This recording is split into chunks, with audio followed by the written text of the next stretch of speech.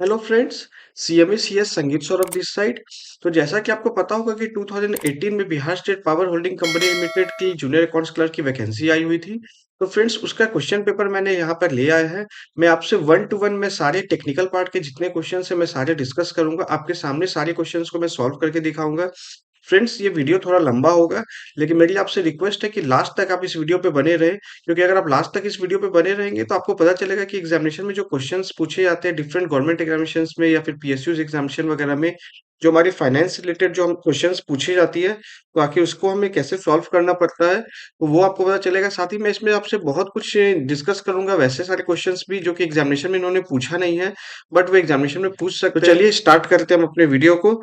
आते हैं फ्रेंड्स, जहां तक इसमें वीडियो का सवाल, इसमें क्वेश्चंस का सवाल है, तो इन्होंने क्वेश्चन नंबर 61 जो था, यहाँ से इन्होंने पूछना स्टार्ट किया था। जो हमारा टेक्निकल डोमेन जो होता है, फाइनेंशियल डोमेन, वो इन्होंने क्वेश्चन नंबर 61 से इन्होंने पूछना स्टार्ट किया था। तो आइए हम लोग क्वेश्चन नंबर 61 पर आते हैं सबसे पहले, और वहां पर आके हम लोग देखते हैं कि आखिर इन्होंने किस तरह का क्वेश्चन इन्होंने पूछा था। तो आइए क्वेश्चन नंबर 61 पे अगर आप देखेंगे फ्रेंड, तो इन्होंने क्वेश्चन नंबर 61 में इन्होंने पूछ रखा था कि how do you calculate the danger level.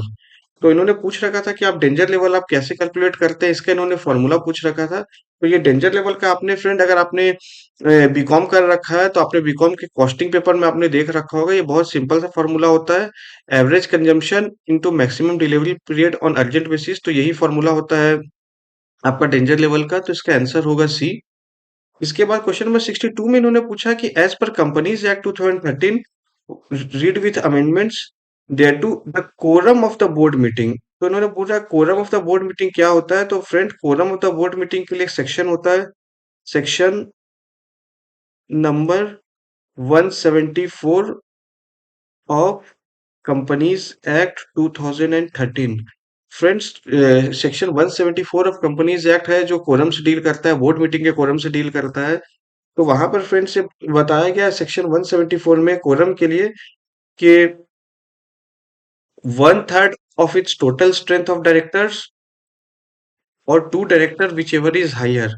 तो वहां पर उन्होंने बताया है कि मिनिमम कोरम जो आपके पास होने चाहिए, तो 1/3 ऑफ टोटल डायरेक्टर जो है वो, और साथ ही साथ आपका two director whichever is higher.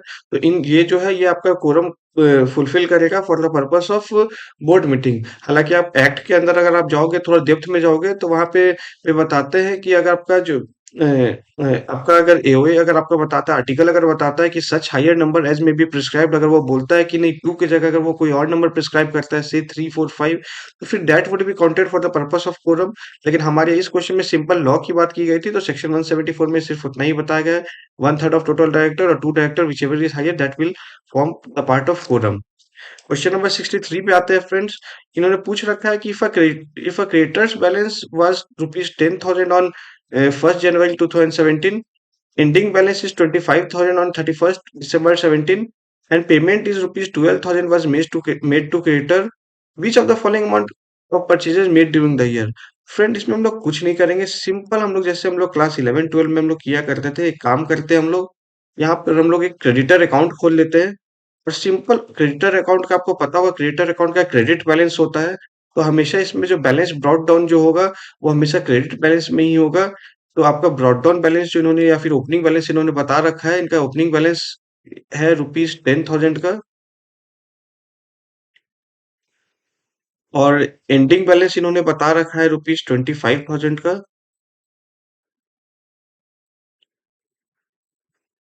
And payment of creditor ₹12,000। तो इन्होंने क्रेडिटर को ₹12,000 का इन्होंने पेमेंट किया, मतलब इनका क्रेडिट बैलेंस उतने से घट जाएगा, ₹12,000 से, यानी डेबिट हो जाएगा। अब ये पूछते हैं कि 10,000, अच्छा, अब ये पूछ रहा है कि विच of the following amount of purchases made during the year, यानी क्वाइट ऑब्वियस सी बात है, इसका डिफरेंस जो होगा वही अमाउंट हमारा परचेज का होगा। तो 37,000 हो गई हमारी टोटल, और 10,000 रुपीज हो गए ब्रॉड डाउन। इसका मतलब 27,000 रुपीज हमारी टोटल परचेज हो जाएगी। तो ये हमारा ऑप्शन नंबर बी में दिया हुआ है। तो इसका हमारा करेक्ट आंसर जो होगा वो ऑप्शन नंबर बी होगा। फ्रेंड बहुत सिंपल तरीके से मैंने इसे सॉल्व किया। आप भी बिल्कुल ज़्यादा आप लोग बहुत एक कहावत एक फ्रेज़ होती है इंग्लिश में, too much of analysis leads to paralysis. तो जहाँ पर आपका सुई से काम हो जाए वहाँ तलवार नहीं लगाना है। क्वेश्चंस को आप जितना सिंपल रखो, अगर आपके पास क्वेश्चंस पूछ रहे हैं जितना सिंपल तरीके से आप सॉल्व करोगे, आप उतनी आसानी से आपको उसे आप सॉल्व कर सकते हो। जैसे मैंने देखिए बिल्कुल सिंपल जो क्लास 11 का जो सिंपल हमारा फंडा जो हुआ करता था, जो हमें सिखाया गया था, मैंने सिर्फ़ उसी फंडा को लगा के मैंने इसे सॉल्व किया। और ऐसे ही आपको सॉल्व करना है। मैक्सिमम क्वेश्चन आपके ऐसे ही बिल्कुल सॉल्व हो जाएंगे। आइए फ्रेंड क्वेश्चन नंबर 64 में देखते हैं इन्होंने क्या पूछ रखा है। During a period 1500 labour hours were worked at a standard cost of rupees 6.50 per hour, labour efficiency variance is rupees 7800 favourable, how many standards hours were produced. तो ये पूछ रहे हैं कि आपका स्टैंडर्ड आवर्स कितना प्रोड्यूस हुआ है। तो फ्रेंड्स सबसे पहले हम देख लेते हैं कि आखिर लेबर एफिशिएंसी वेरिएंस आखिर इसका फॉर्मूला होता क्या है। तो फ्रेंड्स लेबर एफिशिएंसी वेरिएंस का फॉर्मूला अगर आप देखेंगे, तो लेबर एफिशिएंसी वॉल्यूम वेरिएंस का फॉर्मूला होता है standards hour for actual production minus actual hour for actual production into standard rate. तो फ्रेंड ये लेबर एफिशिएंसी वेरिएंस का ये फॉर्मूला हुआ करता है। तो इन्होंने बता रखा है कि लेबर एफिशिएंसी वेरिएंस इन्होंने बता रखा है कि 7800 फेवरेबल यानी पॉजिटिव है, is equals to standard hour in एम ऐसे। स्टैंडर्ड आर देखिए हमारे क्वेश्चन में दे नहीं रखा है, तो यही हमसे पूछ रहे हैं, क्वेश्चन मार्क यही है, यही क्वेश्चन मार्क है जो हमें से पूछ रहे हैं। माइनस एक्चुअल आर इन्होंने दे रखा है 15,000 आर, इन्होंने बताया कि प्रोडक्शन चला है 15,000 इनका एक्चुअल आर है। और स्टैंडर्ड रेट भी इन्होंने बता रखा है 6.50 per our into 6.50 per our. तो फ्रेंड्स इसको अगर हम लोग कैलकुलेट करेंगे तो हमारा स्टैंडर्ड आर निकल जाएगा, तो हम 7800 is equals to 6.50 standard hour minus. Friend मैं कैलकुलेटर यूज कर रहा हूँ। आपको एग्जामिनेशन में गवर्नमेंट एग्जामिनेशन में कैलकुलेटर अलाउड नहीं होगा, लेकिन मैं यहाँ पे आपको कैलकुलेशन में ज्यादा समय मैं व्यर्थ नहीं करना चाहता हूँ, रादर मैं कंसेप्ट में व्यर्थ लगाना चाहता हूँ। इसीलिए फ्रेंड मैं यहाँ आपके सामने कैलकुलेट कर ले रहा हूँ, बट आप लोग इसे थ्रू अपने हैंड ही आप कैलकुलेट करेंगे। तो 15,000 इंटू 6.50, तो ये निकल के आता है 97,500। तो ये हो जाएगा 97,500। तो जैसा कि आपको पता है इधर माइनस है, तो ये इस साइड आके प्लस हो जाएगा, तो 97,500 प्लस 7,800, तो ये निकल के आ जाएगा आपका 105,300 is equals to 6.50 standard hour. Therefore standard hour equal to 105,300 divided by 6.50, that is equals to divided by 6.50 equal to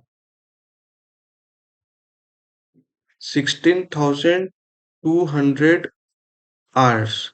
देखते हैं फ्रेंड्स क्या है हमारे ऑप्शन में है। जी हाँ फ्रेंड बिल्कुल, ऑप्शन नंबर सी जो है यही ऑप्शन है 16,200।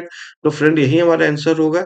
सिंपल मैथ्स का एक मैथमेटिकल कंसेप्ट लगाया, फॉर्मूला आपको स्टैंडर्ड कॉस्टिंग का जहां तक सवाल है फ्रेंड, तो स्टैंडर्ड कॉस्टिंग का आपको जो बेयर मिनिमम फॉर्मूला वो आपको जरूर याद करके जाएगा। जैसे लेबर लेबर खास करके लेबर और मटेरियल से रिलेटेड जो वेरिएंस है, और थोड़ा बहुत सेल्स मिक्स से रिलेटेड वेरिएंस है, तो इसको आप हल्का फॉर्मूला आप जरूर याद करके जाइएगा।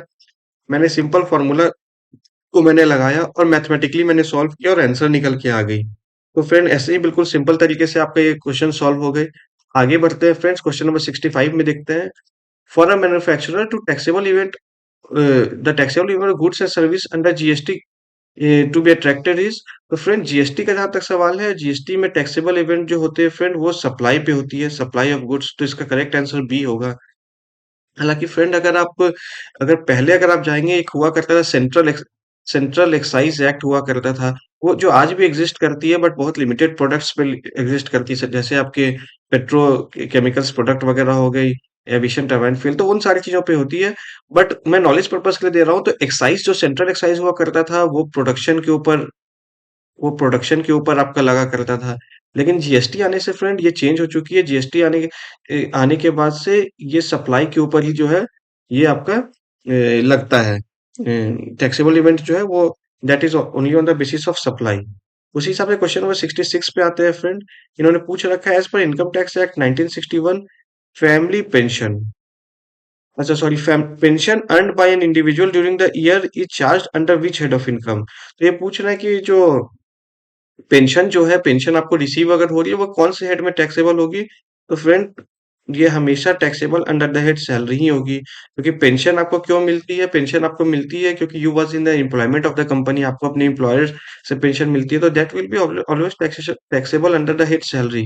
हालांकि फ्रेंड अगर यहाँ पर अगर क्वेश्चन में अगर थोड़ा ट्विस्ट अगर कर देते, ये पेंशन की जगह अगर वर्ड अगर फैमिली पेंशन अगर बोल देते, और तब अगर मुझसे ये पूछते कि भाई अब आप बताओ इसका आंसर क्या होगा, तो फ्रेंड अगर ये फैमिली पेंशन अगर कर देते तो फिर हमारा आंसर चेंज हो जाता और हमारा इन आंसर जो है वो चेंज होके हो जाता है income from other sources. Friend family pension में क्या होती है कि सपोज एक पर्सन जॉब कर रहे थे और अनफॉर्चुनेटली उनकी डिमाइस हो गई, उनकी डेथ हो गई, तो अब उनके फैमिली जो उनके लीगल हेयर हो गए या उनकी वाइफ वगैरह हो गई, जो उनके डिपेंडेंट हो गए, उनको पेंशन मिल रहा है। तो वो पेंशन जो है, तो उनके जो वाइफ अगर सपोज करिए उनको वाइफ को पेंशन मिल रहा है, तो wife was not or wife is not or wife was not the employ of that company, तो एम्प्लॉयर एम्प्लॉय का रिलेशनशिप स्टैब्लिश नहीं होता है, तो उनके लिए जो इनकम जो टैक्सेबल होगी, तो that would be taxable under the head income from other source. मैं फ्रेंड जो मल्टीपल टाइप का क्वेश्चन इससे और बन सकता है, मैं सारे क्वेश्चंस आपसे डिस्कस करने की कोशिश कर रहा हूँ। सिर्फ ये नहीं कि जो इसमें पूछे गए हैं, क्योंकि रिपीटेशन क्वेश्चन के होने के चांसेस ऑलमोस्ट नहीं के बराबर है। तो मैं सिर्फ अलग-अलग टाइप का क्वेश्चन आपसे इसलिए डिस्कस कर रहा हूँ ताकि आप एक कंसेप्चुअल क्लैरिटी समझे, प्रैक्टिकली आप समझे कि ये इन सारे क्वेश्चंस का आपकी इम्प्लीकेशंस क्या होता है, ताकि क्वेश्चंस अगर कुछ अलग भी आए तो भी आप बिल्कुल सॉल्व करने के पोजीशन में, क्योंकि आपको आप एनालाइज कर पाओ कि एक्चुअली में आप आपका जो इंटेलेक्ट है वो किस हिसाब से जा रहा है कि आप उसे सॉल्व कर पा रहे हो कि नहीं। आइए क्वेश्चन नंबर 67 पे देखते हैं friends. What does the debit balance in passbook indicate.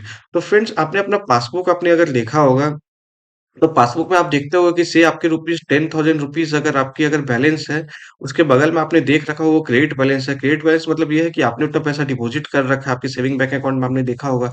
लेकिन यहाँ पे फ्रेंड क्वेश्चन मुझसे पूछ रहे हैं, ये डेबिट बैलेंस माने पूछ रहे हैं। तो डेबिट बैलेंस तो तभी होगा फ्रेंड जब आपने बैंक ओवरड्राफ्ट अगर लेके रखा है, तो ये जस्ट अपोजिट हो जाएगा। जैसे क्रेडिट बैलेंस में होता है कि मैंने अपना पैसा जमा कर रखा है बैंक के साथ, तो वो मेरा क्रेडिट बैलेंस होता है। वैसे ही अपोजिट उसका ओवरड्राफ्ट हो जाता है कि आपने उतना पैसा बैंक से ले रखा है, तो इसलिए आपका जो डेबिट बैलेंस अगर आपके पासबुक में है तो that will B bank overdraft, तो डी इसका करेक्ट आंसर होगा। उसके बाद फ्रेंड क्वेश्चन नंबर 68 पे आते हैं। उन्होंने पूछ रखा, overhead cost is a total cost, total of. Overhead क्या होता है फ्रेंड्स, ओवरहेड का अगर डेफिनेशन भी देखोगे तो sum total of all indirect cost is known as overhead. तो फ्रेंड ये इसका करेक्ट आंसर है, सी इसका करेक्ट आंसर होगा। 69 नंबर क्वेश्चन पे आते हैं। As per companies act 2013 read with amendment date to for a public limited company, how many maximum how many maximum member of share holder are allowed. तो friend जहां तक companies act 2013 का सवाल है friends, तो वहां पे कोई maximum number of share holder नहीं बताया गया है। तो मैक्सिमम नंबर ऑफ किसी भी कंपनी का अगर शेयर होल्डर किया जाए तो दैट कुड बी एनीथिंग, उसमें कोई प्रिस्क्राइब नहीं किया गया है। तो यहाँ पर अगर आप देखोगे तो मैक्सिमम नंबर यहाँ पे अनलिमिटेड है, वो कितनी भी हो सकती है, तो इसलिए इसका करेक्ट आंसर सी होगी। हालांकि अगर फ्रेंड अगर क्वेश्चन अगर यहीं पे अगर थोड़ा ट्विस्ट अगर कर दिया होता, ये मैक्सिमम ना लिख के अगर यहाँ पर अगर ये मिनिमम अगर लिख दिया होता, तब अगर मुझसे पूछता कि एक पब्लिक लिमिटेड कंपनी है और पब्लिक लिमिटेड कंपनी में बताओ मिनिमम नंबर ऑफ मेंबर कितने होने चाहिए, तो उस केस में हमारा आंसर होता है 7 मेंबर, क्योंकि एक पब्लिक लिमिटेड कंपनी में minimum there should be 7 member. तो ही आपकी पब्लिक कंपनी आपकी आप इनकॉर्पोरेट कर सकते हो। और उसी हिसाब से अगर ये पब्लिक कंपनी की जगह चेंज करके अगर ये प्राइवेट कंपनी अगर कर देते और फिर प्राइवेट कंपनी में पूछते अगर वो मिनिमम नंबर ऑफ कितने मेंबर आपके होने चाहिए, तो प्राइवेट कंपनी में मिनिमम मेंबर, तो प्राइवेट कंपनी मिनिमम 2 मेंबर होने चाहिए। तो क्वेश्चन फ्रेंड देखिए, मैंने इसी क्वेश्चन से मैंने 3 क्वेश्चन बना दिया। पब्लिक कंपनी में आपका मैक्सिमम नंबर ऑफ मेंबर कितना प्रिस्क्राइब्ड है, तो अनलिमिटेड है, ये पहला जो जो एग्जामिनेशन में पूछ रखा था। दूसरा क्वेश्चन मैंने बता दिया कि पब्लिक कंपनी में मिनिमम कितने मेंबर चाहिए, तो 7 चाहिए। और पब्लिक कंपनी ना हो कि अगर ये प्राइवेट कंपनी अगर होता और फिर पूछता मिनिमम नंबर कितने चाहिए, तो इसमें मिनिमम नंबर ऑफ मेंबर जो है वो 2 हो जाते हैं। हालाँकि फ्रेंड अगर मैं फिर इसे और थोड़ा ट्विस्ट कर दूँ और मैं अगर एक और नया क्वेश्चन बना दूँ और मैं बोल दूँ कि प्राइवेट कंपनी में maximum member maximum member. Private company में मैक्सिमम मेंबर कितने हो सकते हैं? तो इसका करेक्ट आंसर होगा 200। तो अगर ये क्वेश्चन देखिए, एक क्वेश्चन से 4 क्वेश्चन मैंने बना दिया। प्राइवेट कंपनी में मैक्सिमम 200 मेंबर हो सकते हैं। हालाँकि इसके भी बहुत सारे एक्सेप्शंस हैं कि आपके जो past and current employee of the company उसे एक्सक्लूड किया जाता है। तो फ्रेंड अगर मैं आपसे अगर लीगल क्लास अगर ले रहा होता, अगर मैं आपसे सीएस, सीएस, सीएमए का अगर क्लास ले रहा होता, तो फिर मैं इसमें बहुत ज़्यादा इन डेप्थ घुसता। लेकिन चूँकि ये आपके गवर्नमेंट एग्ज़ामिनेशन से रिलेटेड है, तो वो इतना ज़्यादा इन डेप्थ में घुसते नहीं है। इसलिए कि जितना मैंने आपको बता दिया, इस क्वेश्चन से रिलेटेड इतना ही क्वेश्चन मेजरली है जो बनता है, और वो आपको इतना आपको जानकारी में रखनी चाहिए, जो कि आपको सॉल्व करने के लिए आपको मिनिमम बेयर मिनिमम जाना चाहिए। क्योंकि ये एग्ज़ामिनेशन जो है फ्रेंड, वो qualified chartered accountant, qualified cost accountant या क्वालिफाइड कंपनी सेक्रेटरी की एग्ज़ामिनेशन नहीं है।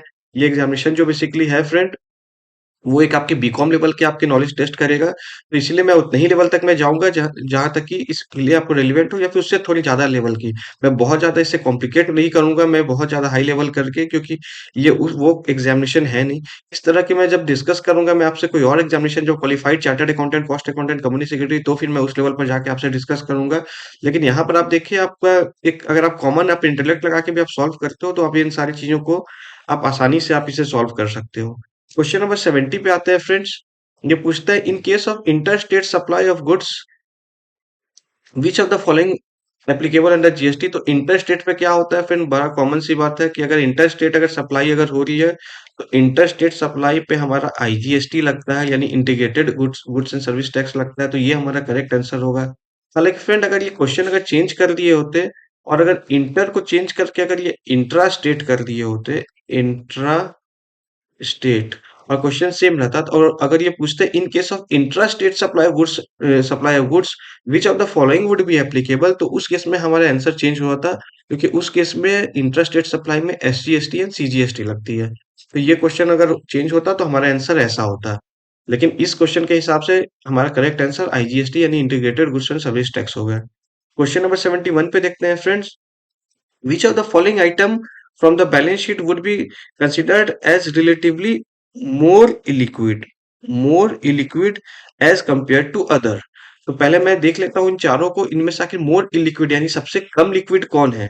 तो पहले आते हैं, सबसे पहले होते हैं करंट अकाउंट बैलेंस। तो करंट अकाउंट बैलेंस आपका ये लिक्विड है।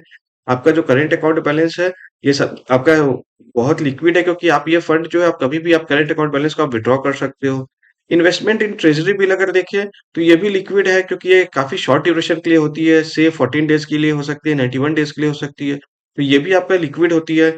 अगर आप बिल्स रिसीवेबल देखेंगे, तो ये भी आप लिक्विड है, क्योंकि आप इसे शॉर्ट पीरियड ऑफ टाइम पे इसे भी आप इन कैश आप करा सकते हो। लेकिन फ्रेंड अगर प्लांट एंड मशीनरी अगर आप देखोगे, तो in comparison to all three ये आपकी सबसे ज्यादा इलिक्विड है। क्योंकि प्लांट एंड मशीनरी ऐसी नहीं है कि आप तुरंत गए और तुरंत आप इसे आप रियलाइज करा सकते हो मार्केट से। अगर आपको प्लांट एंड मशीनरी अगर आपको अगर रियलाइज करना है, सेल करना है, तो फिर आपको एप्रोप्रिएट बायर ढूंढना पड़ेगा। उसके साथ आपको प्राइस नेगोशिएशन करना पड़ेगा। सब कुछ फाइनलाइज जब हो जाएगी, उसके बाद फिर आपको एक्चुअल आपको प्लांट मशीनरी का आपको सेल करना पड़ेगा। उसके बाद फिर आपको उसके पैसे मिलेंगे। तो that could be a hectic process, वो थोड़ा लॉन्ग टर्म प्रोसेस हो सकता है। इसीलिए इन कंपेरिजन टू थ्री, जो इन्होंने तीन एग्जाम्पल जो इन्होंने दे रखा है, इसके कंपैरिजन में अगर देखी जाए, तो प्लांट एंड मशीनरी जो है वो थोड़ी आपकी ज्यादा इलिक्विड है। तो हमारा करेक्ट आंसर जो है ए हो जाएगा। क्वेश्चन नंबर 72 पे आते हैं फ्रेंड। इन्होंने क्या पूछ रखा है, as per companies act 2013 read with amendments thereto, within how many days of the date of filing of annual general meeting of company, financial statement of the company shall be filed with the registrar। तो इन्होंने बोल रखा है कि आपका registrar के साथ आप अपने कितने दिन के अंदर, अपने आपके एनुअल जनरल मीटिंग होने के कितने दिन के अंदर आप आरओसी से अपना आप जो उसका रिटर्न है फाइनेंशियल स्टेटमेंट का वो फाइल करते हो। तो फ्रेंड्स इसका करेक्ट आंसर है 30 डेज। तो फ्रेंड्स आपकी एजीएम जैसे खत्म होती है, एजीएम खत्म होने के आपका मतलब मैक्सिमम विद इन 30 डेज आपको फाइल करना पड़ता है आपको फाइनेंशियल स्टेटमेंट। किस फॉर्म में फाइल करना पड़ता है फ्रेंड्स, उस फॉर्म का नाम होता है एओसी 4। एओसी 4 में आपको ये फाइल करना पड़ता है विद इन 30 डेज। फ्रेंड अगर यहीं पे क्वेश्चन अगर ये चेंज कर लेता थोड़ा सा, और फाइनेंशियल स्टेटमेंट की जगह अगर ये चेंज करके वर्ड अगर यूज कर लेता, फाइनेंशियल स्टेटमेंट ना यूज करके, अगर यहाँ पे अगर ये एनुअल रिटर्न अगर कर देता, एनुअल रिटर्न, एनुअल रिटर्न के लिए friend section 92 of companies act 2013 ऐसे ही फाइनेंशियल स्टेटमेंट के लिए सेक्शन होती है सेक्शन 137 ऑफ कंपनीज एक्ट 2013। तो फ्रेंड अगर यहाँ पे क्वेश्चन अगर पूछ देता कि आपकी एजीएम खत्म होने के कितने दिन के अंदर आपको एनुअल रिटर्न सबमिट करनी पड़ती है रजिस्ट्रार को, तो फ्रेंड्स एनुअल रिटर्न जो है वो आपको विद इन 60 डेज, मतलब 60 डेज के अंदर, with in 60 days of AGM आपको ये आपको जमा करनी पड़ती है रजिस्ट्रार को। और इसके लिए कौन से फॉर्म होती है फ्रेंड, इसके लिए फॉर्म होती है MGT 7। तो इसके लिए MGT 7 फॉर्म होती है फ्रेंड। तो आप देखिए इसी क्वेश्चन से मैंने 3-4 आंसर निकाल दिया। अगर ये पूछता है सेम क्वेश्चन में कि अगर 30 डेज के अंदर आपको कौन से फॉर्म में फाइल करनी पड़ती है, तो हमारा आंसर AOC 4 हो जाता है। अगर वो बोलते हैं कि अगर फाइनेंशियल स्टेटमेंट ना बोल के अगर वो एनुअल रिटर्न अगर पूछते हैं, एनुअल रिटर्न कितने दिन के अंदर हमें जमा करनी पड़ती है, तो हमारा आंसर 60 डेज हो जाता है। अगर वो एनुअल रिटर्न के फॉर्म पूछ देते कि कौन से फॉर्म नंबर में आपका जमा होता है एनुअल रिटर्न, तो हमारा आंसर MGT 7 हो जाता है।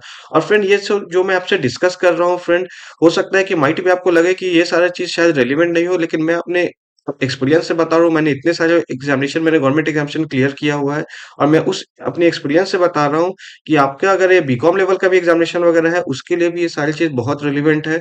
ऐसी बात नहीं है कि मैं आपसे इन सारी चीज इसलिए डिस्कस कर रहा हूँ क्योंकि आपको ये लगे कि मैं क्वालिफाइड सीएमए हूँ, सीएस हूँ, और उस पर्सपेक्टिव से मैं देख रहा हूँ। नहीं, मैंने बहुत सारे एग्जामिनेशन मैंने उस समय भी दिए थे जब मैं सिंपल मैं बीकॉम पास था, या फिर मैंने सीए इंटर सीएमए इंटर जब मैंने कर रखा था उस समय में था। तो लेकिन मैंने जब वहां पे भी देखा बहुत सारे एग्जामिनेशन जो कि थोड़े हाई लेवल के पूछते हैं। तो ये सारी चीज जो मैं आपसे डिस्कस कर रहा हूँ फ्रेंड्स, ये सारी चीज आपके एग्जामिनेशन के लिए बहुत रेलिवेंट है। किसी भी एग्जामिनेशन में अगर आप इसके अलावा भी गवर्नमेंट एग्जामिनेशन में आप जाओगे, आप बीकॉम हो, आप एमकॉम हो, आपने एमबीए फाइनेंस कर रखा है, आप सीए सीएमए इंटर हो, सीए क्वालिफाइड हो, सीएमए क्वालिफाइड हो, कंपनी सेक्रेटरी क्वालिफाइड हो, किसी भी केस में आप देखोगे तो ये सारे क्वेश्चंस आपको घुमा फिरा के आपको एग्जामिनेशन में पूछे जाते हैं। जो मैं आपसे डिस्कस कर रहा हूँ उसको आप समझिए, उसके कंसेप्ट को आप समझिए, आपको बहुत ज्यादा हेल्पफुल होगा। आप कुछ मत करिए, सिर्फ आप इसे ऑन रखिए इस वीडियो को, और जो मैं बोल रहा हूँ उस चीज को आप सुन लीजिए। क्योंकि जिस चीज को आप ऑडियो विजुअल मोड में आप सुनते हो, तो साइकोलॉजी बताता है कि वो चीज को आपको रिकॉल करने में काफ़ी आसान होता है। अगर मैं सिंपल मैं इस आता है इस पास्ट एग्जामिनेशन क्वेश्चन मशीन में ABCD बोल-बोल के मैं आगे निकल जाता, तो फिर इससे आप भी कोरिलेट नहीं कर पाते, आप भी कुछ सीख नहीं पाते, और साथ ही साथ कनेक्शन नहीं बैठ पाता, और आपको कुछ नया कंसेप्ट डेवलप नहीं होता। और फिर मेरा भी वीडियो मुश्किल से 2 से 3 4 मिनट के अंदर मेरा सारा वीडियो 5 मिनट के अंदर कंप्लीट हुआ था। लेकिन मेरा पर्पस ये बिल्कुल भी नहीं है, क्योंकि क्वेश्चन हर बार चेंज होते रहेंगे। मेरा सिर्फ एक ही पर्पस है कि आपका जो इंटेलेक्ट है वो आपका कैसे डेवलप हो, ताकि आप किसी भी एग्जामिनेशन में, गवर्नमेंट एग्जामिनेशन में फाइनेंस रिलेटेड क्वेश्चंस आप सॉल्व कर पाओ। आइए फ्रेंड क्वेश्चन नंबर 73 पे हम लोग आते हैं। ये पूछता है विच of the following is correct equation two define dual aspect concept, that is double entry concept of accounting. तो फ्रेंड क्लास 11 पे आपको ध्यान होगा कि हम लोगों का एक चैप्टर हुआ करता था बहुत स्टार्टिंग में, जैसे हमारे टाइम पे मेरे को याद है चैप्टर नंबर 2 हुआ करता था, जिसका नाम था अकाउंटिंग इक्वेशन। तो आप लोगों के साथ भी यही रहा होगा। तो अकाउंटिंग इक्वेशन का कंसेप्ट क्या बोलता था वहां पे, बोलता था capital plus liability is equals to asset. तो ये बिल्कुल क्लास 11 पे हम लोग को जब हम लोग फर्स्ट टाइम जब कॉमर्स या अकाउंट्स पढ़ते हैं तो हमें सिखाया जाता है। तो क्या ये हमारा ऑप्शन में है, यहाँ पे देखिए capital liabilities plus capital equal to asset, ये देखिए हमारा ऑप्शन में है। तो ये हमारा करेक्ट आंसर सी हो जाएगा। तो आप देखिए क्वेश्चन बिल्कुल एलिमेंट्री लेवल की है। मैक्सिमम क्वेश्चन आप देखोगे तो 11 12 और ग्रेजुएशन लेवल की ही है। और थोड़ा सा अगर अपने दिमाग लगाओगे तो आप देखोगे कि आप थोड़ा आईक्यू लगा के आप मैक्सिमम क्वेश्चंस को आप बिल्कुल आसानी से सॉल्व कर पाओगे। जहां पे अगर आपको आंसर, अगर आपको नहीं भी सब क्वेश्चन समझ में आए, आप ठंडे दिमाग से क्वेश्चन को देखो, थोड़ा एनालिटिकल सोचो, तो मैक्सिमम आपका जो आंसर है वो सारा सॉल्व हो जाएगा। 74 पे क्या इन्होंने बता रखा है, विच of the following is a current liability. तो इन्होंने करंट लाइबिलिटी कौन सा इन्होंने बता रखा है, आइए हम देखते हैं बैलेंस शीट। एक बैलेंस शीट है, इधर देखिए, इस साइड मेरा एसेट्स है, इस साइड मेरा लाइबिलिटी है। सन्डी डेटर, सन्डी डेटर तो मेरा एसेट साइड आता है, तो ये तो मेरा करंट लाइबिलिटी होगा नहीं। कहते हैं prepaid expenses, option number C, prepaid expenses, ये भी मेरा एसेट के अंदर आता है। प्रीपेड एक्सपेंस क्या हुआ कि फ्रेंड ऐसा खर्चा जिसको कि मैंने पेमेंट कर दिया, लेकिन वो ड्यू बाद में हो रही थी, एक्चुअलाइज बाद में हो रही थी, बट मैंने अभी पेमेंट कर दिया, तो वो मेरा एसेट है।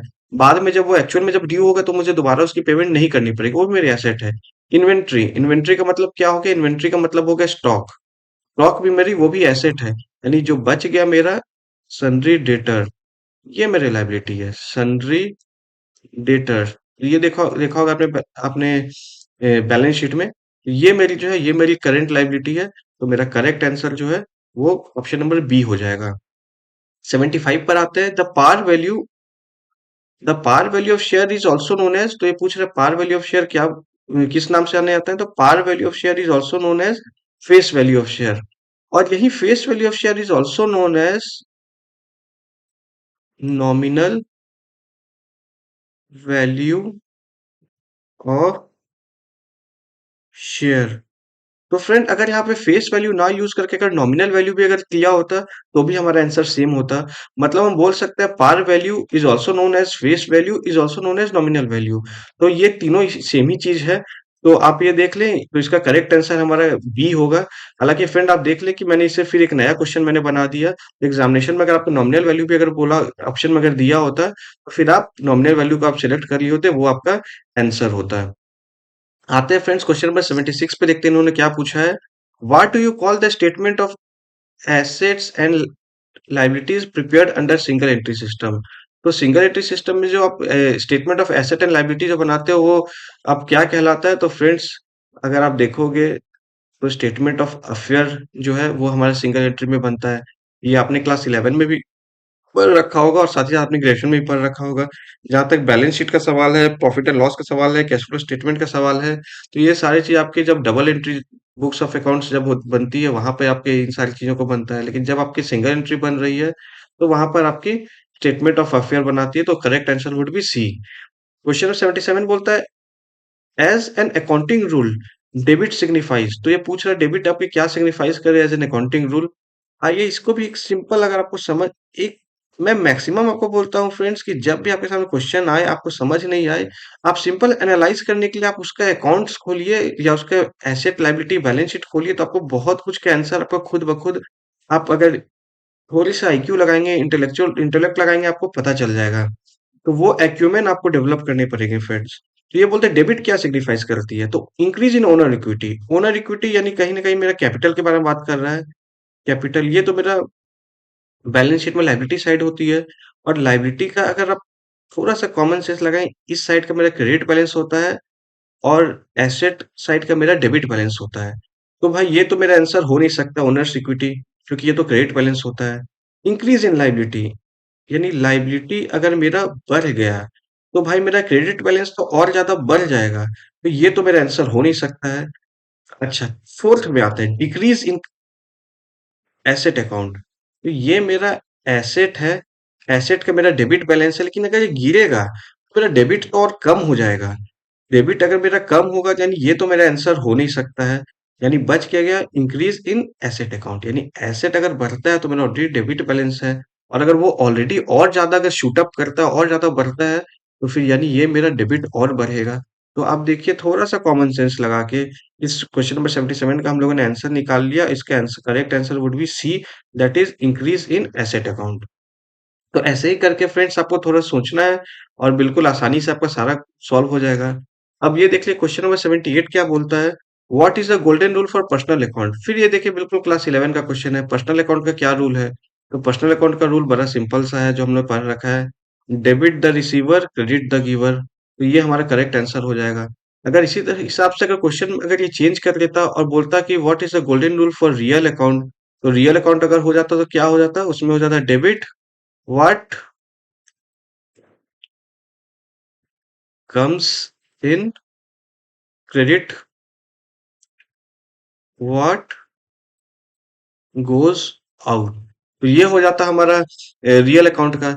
या फिर ये ना करके अगर ये पूछ लेते कि भाई नॉमिनल अकाउंट का गोल्डन रूल पूछ लेते कि नॉमिनल अकाउंट का बताओ, तो उसमें क्या हो जाता? उसमें हो जाता है debit all expense and losses credit all incomes and gain. तो ये हमारा आंसर होता। अच्छा फ्रेंड मैं आपसे एक नॉलेज पर्पस के लिए पूछना चाहता हूँ कि what is the difference between incomes and gain. तो इनकम गेन में डिफरेंस क्या है? अगर आप देखोगे, अगर हम पी एंड एल अकाउंट अगर बनाते हैं, पी एंड एल अकाउंट, तो चाहे आप उसको इनकम बोलो, चाहे आप उसको गेन बोलो, बट उसे आप हमेशा क्रेडिट करते हो पी एंड एल अकाउंट में, क्रेडिट डेबिट। तो आप हमेशा क्रेडिट ही करते हो, क्योंकि आपकी वो जो इनकम पार्ट जो है, प्रॉफिट पार्ट, वो बढ़ाती ही है। तो फिर डिफरेंस क्या है? तो फ्रेंड्स, आपके नॉलेज पर्पस के लिए मैं बता दूं कि इनकम वो चीज होती है जो कि आपकी नॉर्मल कोर्स ऑफ बिजनेस में, day to day affair of business में आपके जो इनकम होती है, वो जो आपको इनकम जो होती है, वो आपकी in the course of furtherance of business जो भी आपकी इनकम होती है, वो आपकी इनकम होती है। लेकिन गेन वो होती है जो कि आपकी नॉर्मल कोर्स में आपको इनकर नहीं होती है। वो आपको कभी कभी आपको किसी सर्टेन ट्रांजेक्शन करने पे आपको जो होती है, जो कि आप बोल सकते हो कि that is not in recurring in nature, वो उससे अगर आपको कुछ अगर इनकम अगर होती है, तो that is classified as gain. जैसे मैं अपने केस में सिंपल अगर मैं एग्जांपल लेके चलूं, कि सेल ऑफ गुड्स से अगर आपको कोई अगर इनकम अगर आ रही है, तो that would be that is income of the organisation. लेकिन अगर आपने एसेट सेल किया, और एसेट सेल करने से अगर आपको कोई अगर इनकम अगर निकल गई, मतलब कोई गेन अगर निकल गई, तो that would be classified under gain. तो ये बेसिकली डिफरेंस हो गया इनकम और गेन के बीच में। क्वेश्चन नंबर 79 पे हम लोग आते हैं friend. Gross total income of individual SSC is rupees 80,000 and LIC premium of rupees 90,000. What would be net taxable income? तो इनका जीटीआई बता रहे हैं, ग्रॉस टोटल इनकम बता रहे हैं रुपीज 80,000, ठीक है। और एल आई सी प्रीमियम बता रहे हैं, premium L I C premium का friend section 80C of income tax act है, वो डील करता है। वो बोल रहे हैं 90,000 रुपीज का उन्होंने बता रखा है। तो वही पूछ रहा है कि आपकी नेट इनकम कितनी होगी। तो नेट इनकम फ्रेंड इसमें नील हो जाएगी। नील हो जाएगी इसलिए क्योंकि आपकी जितनी ग्रॉस टोटल इनकम है, वहीं तक आपकी टोटल डिडक्शन जो है, वहीं तक आप आके आपकी स्टॉप हो जाती है डिडक्शन। तो यहाँ पर जो आपकी 80,000 है, तो अप टू 80,000 रुपीज आपकी एल आई सी प्रीमियम है। 10,000 रुपीज जो फ्रेंड बच गया है, अब इसका मैं थोड़ा सा आपसे, आप इसका कॉन्सिक्वेंस में आपसे डिस्कस करना चाहूंगा फ्रेंड्स। एग्जामिनेशन पर्पस नहीं, मैं आपके नॉलेज पर्पस के लिए मैं आपसे करना चाहूंगा कि अगर गवर्नमेंट अगर आपको बोलती कि ठीक है, आपको टोटल डिडक्शंस प्रोवाइड कर दी जाएगी, तो इस केस में मेरी 10,000 रुपीज की मेरी लॉस हो जाती, इस साल मेरी लॉस हो जाती। से नेक्स्ट ईयर मैंने 1 लाख रुपए कमाया, और सपोज करिए 20,000 रुपीज की फिर मेरी मान लीजिए डिडक्शन, एल आई सी की डिडक्शन हो जाती 20,000 की। और फिर ये 10,000 रुपीज जो फ्रेंड आया, इसे मैं बोलता कि ये तो मेरी लॉस है, इसे मुझे कैरी फॉरवर्ड करने दो। तो 10,000 रुपीज की और मेरी जो कैरी फॉरवर्ड जो ही हट जाती, तो नेक्स्ट ईयर की मेरी जो इनकम नेट टोटल इनकम बनती, तो 20 - 30 यानी 70,000 रुपीज मेरी इनकम नेक्स्ट ईयर की बन जाती। तो इस केस में क्या हुआ फ्रेंड्स, इस केस में देखा जाए तो गवर्नमेंट को 10,000 रुपीज का नुकसान हुआ। इन्होंने सिंपल इन्होंने प्रोविजन बना रखा कि आपकी रेस्ट्रिक्ट हो जाएगी, आपकी टोटल जितनी ग्रॉस टोटल इनकम है, वहीं तक आपकी जो डिडक्शंस है, जो चैप्टर 6 की जो, ये बेसिकली जितने डिडक्शंस होते हैं फ्रेंड्स, वो इनकम टैक्स में चैप्टर 6 होते हैं। चैप्टर 6 जो है इनकम टैक्स का, वो डिडक्शन से डील करता है। डिडक्शंस वो वेरियस जैसे सेक्शन 80C 80D वगैरह 80E वगैरह, तो जितने होते हैं वो सारी इनसे चीजों से डील करता है। तो वो आपके रिस्ट्रिक्ट हो जाती है आपकी ग्रॉस टोटल इनकम तक। यानी इस केस में हमारा नील होगा हमारा इनकम, तो हमारा correct answer would B D, यानी नील हमारा जो है वो करेक्ट आंसर हो जाएगा। उसी हिसाब से फ्रेंड हम लोग आते हैं क्वेश्चन नंबर 80 पे, और देखते हैं क्या इन्होंने पूछ रखा है। As per Companies Act 2013, read with amendment thereto, which company is required to constitute a CSR committee? तो ये पूछ रहे हैं कि कौन सी कंपनी को सीएसआर कमिटी कंस्टिट्यूट करनी पड़ेगी। तो फ्रेंड, मैं इसमें थोड़ा आपको थोड़ा नॉलेज दे देता हूँ। सेक्शन 135 ऑफ कंपनीज एक्ट 2013, तो ये बताता है कि कौन कौन सी कंपनी को सीएसआर करने की ऑब्लिगेशन है। तो उन्होंने बोल रहा कि वैसी कंपनी जिनका टर्नओवर ग्रेटर देन और इक्वल टू 1,000 करोड़, यानी 1,000 करोड़ का जिनका अगर टर्नओवर हो गया, तो उनको ऑब्लिगेशन है सीएसआर करने की। या फिर net worth greater than equal to rupees 500 crore, और यहाँ पे फ्रेंड मैंने गलत यहाँ पे मुझे और यूज करना था। और मैं स्ट्रेस करके मैं बताऊंगा मैंने और क्यों यूज किया है, और ही होता है। और net profit of greater than equal to ₹5 crore. तो इन तीनों में से या तो टर्नओवर अगर 1000 करोड़ रुपए आपकी एक्सीड कर गई तो भी आपको सीएसआर आपको करना मैंडेटरी है, या फिर 1000 करोड़ का आपका टर्नओवर तो नहीं हुआ लेकिन नेटवर्थ जो 500 करोड़ रुपए एक्सीड कर गई तो भी आपको सीएसआर आपको करना मैंडेटरी है सेक्शन 135 के हिसाब से। या फिर ये दोनों भी नहीं हुई लेकिन नेट प्रॉफिट आपकी 5 करोड़ अगर एक्सीड कर गई तो इस केस में भी आइदर ऑफ द केस, चाहे आपका केस 1 हो चाहे केस 2 चाहे case 3, either of the case में आपको सीएसआर आपको इनकर करना पड़ेगा। अब सवाल उठता है कि आपको सीएसआर एक्सपेंडिचर आपको कितना करना पड़ेगा, तो सीएसआर एक्सपेंडिचर आपको कितना करना पड़ेगा, तो सीएसआर एक्सपेंडिचर के लिए इन्होंने बता रखा है सेक्शन 135 पे आप जाओगे वहां पर उन्होंने बता रखा है कि 2% of average net profit of preceding 3 financial year. तो आपकी जो 3 फाइनेंशियल ईयर की जो है उसकी एवरेज नेट प्रॉफिट जो निकल के आती है और उसका 2% मिनिमम जो है वो आपको एज ए सीएसआर एक्सपेंडिचर आपको करना पड़ेगा। एग्जामिनेशन में अगर क्वेश्चन अगर ये भी पूछ लेते कितने परसेंट करना है तो भी हमारा एक ऑप्शन आ गया। या अगर थोड़े और इन डेप्थ चाहते हैं तो 2% of average net profit of preceding 3 financial year, तो ये भी आपका एक क्वेश्चन बन सकता था।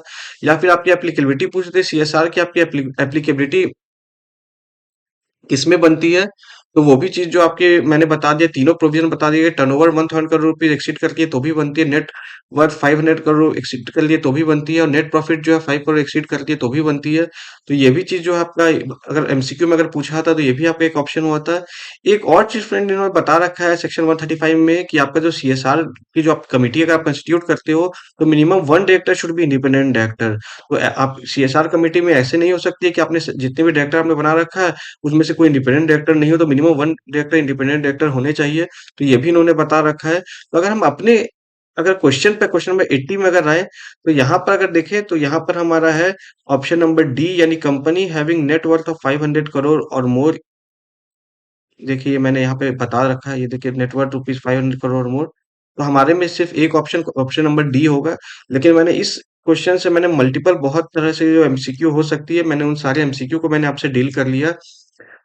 फिर अगला क्वेश्चन उन्होंने पूछ रखा है GST rate on goods will be calculated based on. तो इन्होंने बोल रखा है कि जीएसटी रेट जो आपका गुड्स के ऊपर, तो गुड्स के ऊपर जीएसटी रेट कैसे कैलकुलेट कर की जाती है, तो गुड्स के ऊपर GST rate on the basis of HSN code calculate की जाती है। तो एचएसएन कोड होता क्या है फ्रेंड्स, वो आप देख लें। एचएसएन कोड, एचएसएन का फुल फॉर्म होता है हार्मोनाइज्ड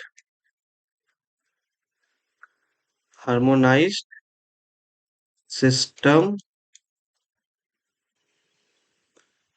फॉर नॉमेनक्लेचर। तो बेसिकली फ्रेंड्स एक ये टैक्सोनॉमी एक स्टैंडर्डाइज कोड होती है जो ग्लोबली पूरे वर्ल्ड में यूज होती है। तो गुड्स जो कहीं पे भी आती है आपके एचएसएन कोड, तो आपने देखा होगा, आपने अगर कोई जीएसटी पे अगर आपने काम कर रखा है तो आपने देखा होगा उसमें एचएसएन कोड होता है। इनफैक्ट अगर आपने कोई सामान वगैरह भी खरीद रखा है उस पे भी अगर आप नोटिस करोगे तो उसमें आपको एचएसएन कोड दिख सकती हो। तो वो बेसिकली क्लासिफिकेशन होती है कि उस गुड्स के किस रेट पे आपको टैक्सेबल की जाएगी। जैसे अगर गवर्नमेंट ने बोल दिया कि इंडस्ट्रियल एंड इंडस्ट्रियल वेस्ट, उसका एक एचएसएन कोड उसने डिफाइन कर दिया, तो उसमें सर्टेन रेट उन्होंने बताया, उसी रेट के हिसाब से उस पर टैक्सेबिलिटी जीएसटी की अराइज होगी।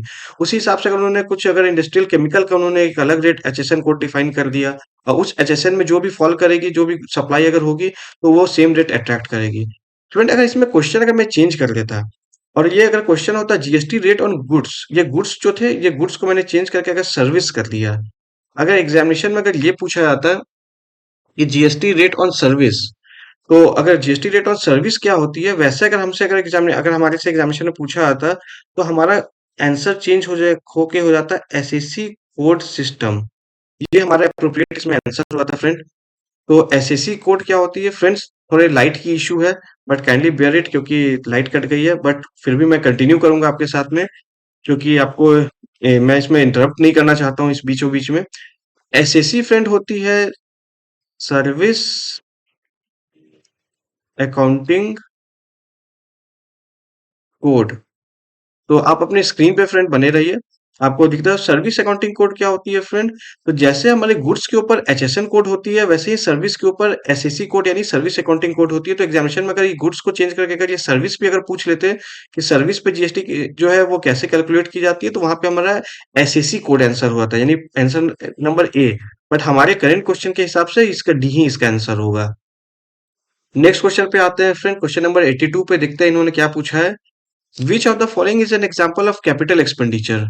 तो इन्होंने पूछा कैपिटल एक्सपेंडिचर इनमें से कौन है? पहला number depreciation on fixed asset, तो ये तो कैपिटल एक्सपेंडिचर नहीं है, ये रिकरिंग इन नेचर है। Cost of goods purchased for resale, तो अगर आपने रीसेल पर्पस के लिए अगर आपने कर रखा है तो ये भी हमारा कैपिटल एक्सपेंडिचर नहीं है।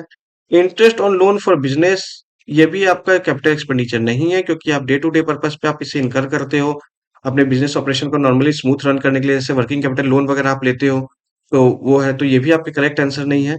लेकिन ऑप्शन नंबर डी पे अगर फ्रेंड अगर हम लोग अगर आते हैं तो ये देखते हैं expenditure resulting into life of an existing asset, increase life of an asset. तो अगर आपकी एसेट की अगर लाइफ अगर बढ़ती है तो ये जो है फ्रेंड ये आपकी जो है that will be termed as capital expenditure.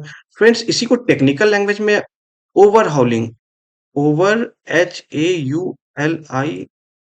HAULING, इसी को ओवरहॉलिंग एक्सपेंडिचर भी कहा जाता है अगर आप टेक्निकल लैंग्वेज में अगर बात अगर करें तो। फ्रेंड एक सेकंड में लाइट को थोड़ा ऑन कर देता हूँ।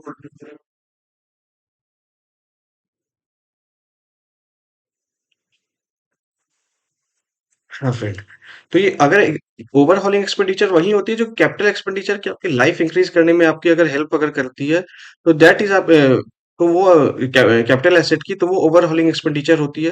तो अगर यहाँ पे थोड़ा टेक्निकल टर्म भी अगर यूज कर लेता, अगर ओवरहॉलिंग एक्सपेंडिचर भी यूज करता है, तो वहां पे भी आपको बिल्कुल ही कंफ्यूज होने की जरूरत नहीं है।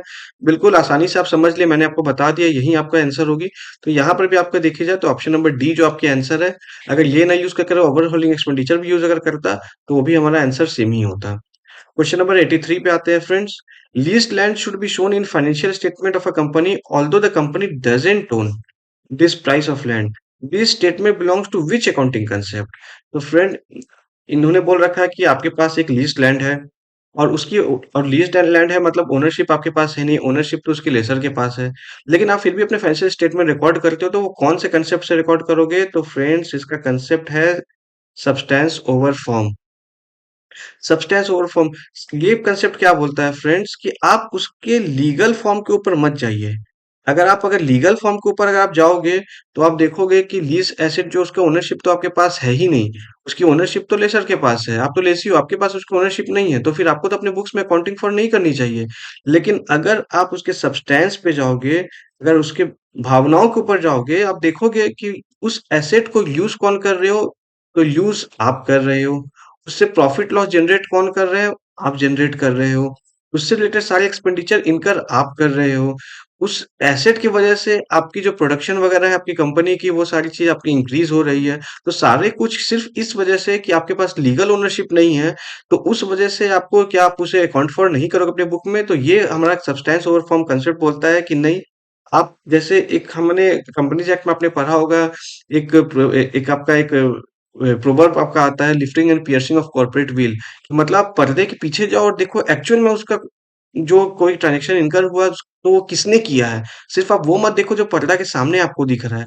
वैसे ही चीज यहाँ पे सब्सटेंस ओवर फॉर्म का भी कंसेप्ट वही बोलता है कि सिर्फ आप उसके फॉर्म के ऊपर मत जाओ, बल्कि उसके सब्सटेंस को समझो क्या है। तो इसका सब्सटेंस यही है कि एक्चुअली अगर देखा जाए, लिटरली अगर देखा जाए, तो सारा आपके पास राइट एंड रिवार्ड्स आपके पास वेस्ट कर रही है, लेसी के पास वेस्ट कर रही है। तो उसे हमें फाइनेंशियल स्टेटमेंट में हम लोग रिकॉर्ड करते हैं, तो वो आपके कौन से प्रिंसिपल के तहत करते हैं? तो ये प्रिंसिपल आपके principle of substance over form है। तो इसी के तहत हम लोग करते हैं, तो ये आपका आंसर हो जाएगी। फ्रेंड्स अगर आप थोड़ा सा आप अगर दिमाग लगा के प्रैक्टिकली आप सोचोगे तो आप सारे क्वेश्चंस बिल्कुल आसानी से चुटकियों से आपके सॉल्व हो जाएगी। आइए क्वेश्चन नंबर 84 पे आते हैं friends. As per companies act 2013 read with amendments thereto, who among the following are considered as key managerial personnel? Key managerial personnel, friends key manager person कौन होते हैं? तो की मैनेजर पर्सनल का अगर आप देखोगे section 2 clause 51 of companies act 2013 define करता है की मैनेजर पर्सन कौन होते हैं। उसी हिसाब से सेक्शन 203 बताया गया है अपॉइंटमेंट ऑफ केएमपी को लेके, की मैनेजर पर्सनल को लेके। तो आखिर की मैनेजर पर्सनल होते कौन है? तो की मैनेजर पर्सनल होते हैं आपके कंपनी के मैनेजर,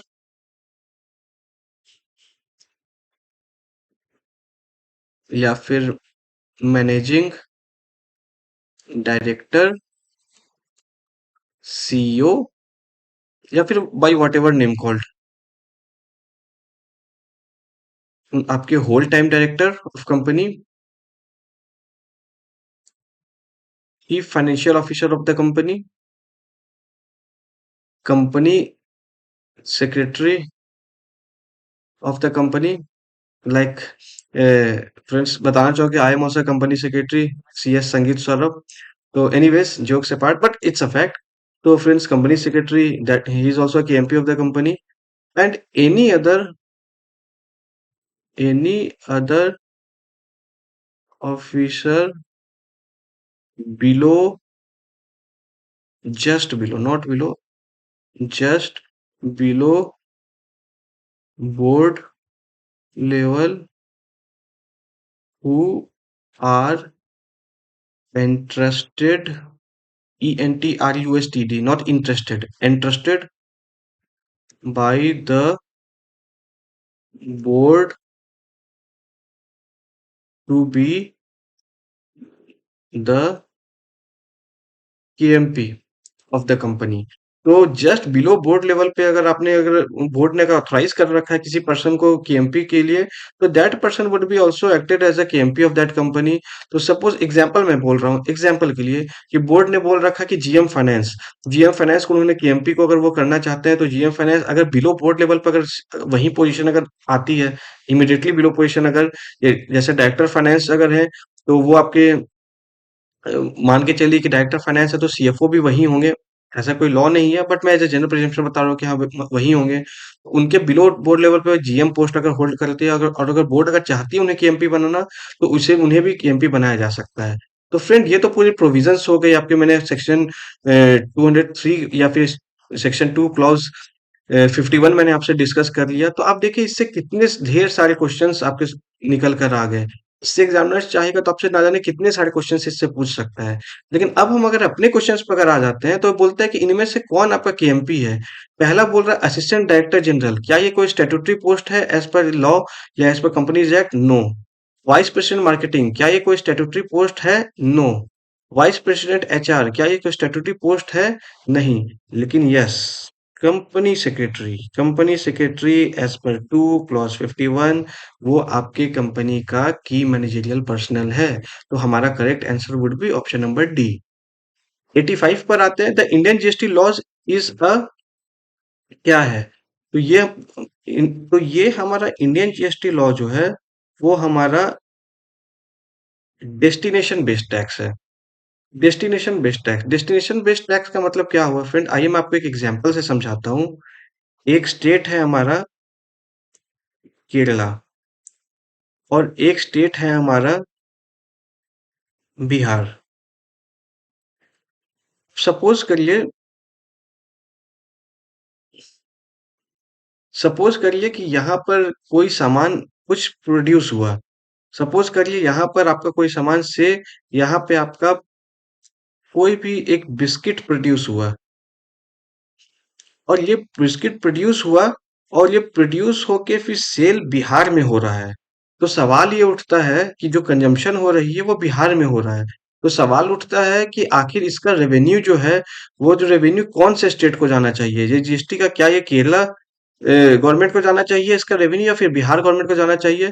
तो फ्रेंड्स अंडर जीएसटी लॉ जो आप देखोगे, तो ये जीएसटी लॉ बोलता है कि इसका रेवेन्यू जो है वो डेस्टिनेशन बेस्ड टैक्स। तो आखिर इसका डेस्टिनेशन कहाँ है, कहाँ पे कंजम्पशन हुआ है? तो एक्चुअल में कंजम्पशन ये बिहार में हुआ है, तो यानी इसका जो रेवेन्यू जो है वो बिहार गवर्नमेंट को जाना चाहिए, ना कि केरला गवर्नमेंट को। तो ये हमारा जीएसटी जो है इसलिए डेस्टिनेशन बेस्ड टैक्स बोलता है। हालांकि फ्रेंड अगर इसके अगर कॉन्टेक्स्ट में अगर कॉन्ट्रेरी अगर हम देखें, तो जैसे पहले हमारा हुआ करता था सेल्स टैक्स एक्ट। तो अगर सेल्स टैक्स एक्ट जो था फ्रेंड्स, वो हमारा ओरिजिन बेस्ड टैक्स हुआ करता था। ओरिजिन बेस्ड टैक्स क्या हुआ फ्रेंड, कि जहां पे वो गुड्स या सर्विस ओरिजिन हुई है, उस स्टेट गवर्नमेंट को उसका रेवेन्यू जाएगा, ना कि जहाँ पे वो कंज्यूम हुई है उस डेस्टिनेशन पर। तो अगर ये फ्रेंड्स अगर सीएसटी की अगर बात की जाती है, अगर सेंट्रल सेल्स टैक्स की अगर बात की जाती, तो अगर आप मेरे से पूछते कि इसका आप बताइए वो कौन से आपका जो अगर सेंट्रल सेल टैक्स है वो कौन सी टाइप की टैक्स है, तो उस केस में मेरा आंसर हो जाता ओरिजिन बेस्ड टैक्स। मेरा आंसर ये हो जाता है कि उस टैक्स केस में केरला गवर्नमेंट को रेवेन्यू जाती, ना कि बिहार गवर्नमेंट को। इसलिए फ्रेंड आपको ध्यान होगा कि जब भी जीएसटी जब स्टार्टिंग में जब आई थी 2016 में, आपको ध्यान होगा स्टार्टिंग में 17 में जब जीएसटी जिस समय आई थी, तो उस समय देखा होगा कि आपने जो भी आपके जो थोड़े ज्यादा डेवलप्ड स्टेट थे, जो थोड़े आगे निकल गए थे, जैसे कि आपने देखा होगा कि आपके अगर तमिलनाडु हो गई या फिर हरियाणा हो गई, महाराष्ट्र, तो उन्होंने जीएसटी का इनिशियली उन्होंने काफी विरोध किया था। इन्होंने बोला था कि हमारा रेवेन्यू ड्रास्टिकली इफेक्ट होगी, क्योंकि हमारे यहाँ जो मैक्सिमम हम लोगों ने प्रोडक्शन वगैरह किया है, सर्विस वगैरह हम लोग रेंडर कर रहे हैं, तो हमारा जो इकोनॉमी उस हिसाब से हमारे स्टेट का काफी ऊपर जा चुका है। लेकिन जो भी आपके स्टेट जो थोड़े कम डेवलप्ड थे, जैसे आप देख सकते हो उस समय आपके बिहार हो गई या फिर वेस्ट बंगाल हो गई, तो इस तरह का आपने देखा जो थोड़े उड़ीसा वगैरह जो थोड़े कम डेवलप्ड थे इन कंपैरिजन टू अदर, उन्होंने पूरा ओपन हार्टेडली इन्हें जीएसटी को एक्सेप्ट किया था, क्योंकि उन्हें पता था कि हमारे यहाँ थोड़ी प्रोडक्शन वगैरह या सर्विस वगैरह उतनी डेवलपमेंट थोड़ी कम है, लेकिन कंजम्पशन हमारे यहाँ ज्यादा है, तो इसलिए रेवेन्यू जो है हमारी गवर्नमेंट को आएगी। इसलिए गवर्नमेंट ने फिर एक प्रोविजन लेके आया था कि जीएसटी सेस लगा के वे लोग वैसे सारे स्टेट जिनका रेवेन्यू लॉस हो रहा है, उन सारे जो गवर्नमेंट है उन्हें वे कंपनसेट करेगी। तो इसलिए उन्होंने ये प्रोविज़न उन्होंने बना गवर्नमेंट ने ला के रखा था कि उन्हें उन्हें ट्रांजिशनल प्रोविज़न दिया जाएगा। उन्हें जो उनके लॉस जो है इनकर कर रहे हैं ऑन अकाउंट ऑफ जीएसटी, वो इन्हें अकाउंट फॉर किया जाएगा। ये सारे फ्रेंड एक मैंने आपको थोड़ा एक ब्रीफ बता दिया इन सारी चीज़ से, नॉलेज आपके पास इन सारी चीज़ों की होनी चाहिए। क्योंकि अगर आपके पास अगर किसी चीज़ की अगर नॉलेज है, तो एग्ज़ामिनेशन में क्वेश्चन एग्ज़ामिनर कैसे भी क्वेश्चन को ट्विस्ट कर दे, बट आप प्रैक्टिकली अगर आप जानते हो, प्रैक्टिकली आप सोच सकते हो, तो फिर आराम से आप किसी भी क्वेश्चन को आप सॉल्व कर सकते हो। लेकिन आप सोचोगे कि सिर्फ रट्टा करके अगर चले जाए या पास्ट ईयर क्वेश्चंस को देख ले, उसका सिर्फ रट्टाफिकेशन कर ले, तो फ्रेंड हर एग्जाम से क्वेश्चन अलग आएंगे, फिर आप बिल्कुल चोक्ड हो जाओगे। तो मेरा कंसेप्ट फिर मैं रिपीट कर रहा हूँ, मेरा कंसेप्ट यहाँ पर आपसे क्वेश्चन को सिर्फ मार्क कराना नहीं है, बल्कि डिस्कस करना और वेरियस कितने तरह से अलग अलग क्वेश्चन हो सकते हैं इन सारी पूरी चीजों से रिलेटेड, ताकि आपको बिल्कुल आपका एक एक्यूमेंट डेवलप हो जाए। अगले कोई भी एग्जामिनेशन अगर आप देते हो, तो आपको पता चल जाए कि आपको कैसे सॉल्व करनी है, कि आपके आंसर वगैरह सही हो, आपको क्रैक कर पाओ, गवर्नमेंट एग्जामिनेशन में आपकी सिलेक्शन हो पाए। क्वेश्चन नंबर 86 पर देखते हैं फ्रेंड्स। इन्होंने बोल रखा है X Y Z limited balance sheet showed a total asset of rupees 15 lakh, total liability of rupees 9 lakh, it has 2,50,000 outstanding share and trading value यानी इसका मार्केट वैल्यू कितना चल रहा है, rupees 12 per share. What is the market to book value. Friend बहुत simple से step move करते हैं। अल्टीमेट मेरे से अप्रूवल मांग क्या रहा है, मेरे से मेरे को बोल रहे हैं कि आप बताइए मेरे को market value to book value क्या है, ये हमको कैलकुलेट करके बताइए। जो मेरा कैलकुलेशन आएगा वही आंसर होगा। तो आइए सबसे पहले हम देखते हैं मार्केट वैल्यू, देखते हैं कितना निकलेगा। तो इन्होंने बोल रखा है कि इनके पास टोटल शेयर कितनी है, 2,50,000 की इनकी टोटल शेयर है। और इन्होंने बता रखा है कि इनका शेयर का देखिए ट्रेडिंग कितने रुपीस पे कर रहा है, 12 रुपीज पे कर रहा है, यानी अभी मार्केट में 12 रुपए पे ट्रेड कर रहा है। तो ये तो मेरी मार्केट वैल्यू आ जाएगी। अब आते हैं बुक वैल्यू शेयर की कितनी है। तो बुक वैल्यू के लिए देखिए, एक मैं बैलेंस शीट पे आता हूँ। इन्होंने क्या बता रखा है, टोटल एसेट, एसेट इन्होंने बता रखा है 15 लाख, और टोटल लाइबिलिटी, लाइबिलिटी इन्होंने बता रखा है 9 लाख। यानी अगर इसका मुझे को बुक वैल्यू अगर निकालना पड़ेगा, तो बुक वैल्यू क्या, इन दोनों को अगर मैं माइनस कर दूंगा, तो यानी ये मेरी नेट एसेट हो जाएगी, नेट एसेट। और इस क्वेश्चन के हिसाब से मेरी बुक वैल्यू भी उतनी ही हो जाएगी, तो 15 - 9 6 लाख। तो 6 लाख आ जाएगी मेरी यहाँ पर। अच्छा, 20 ये 30 लाख।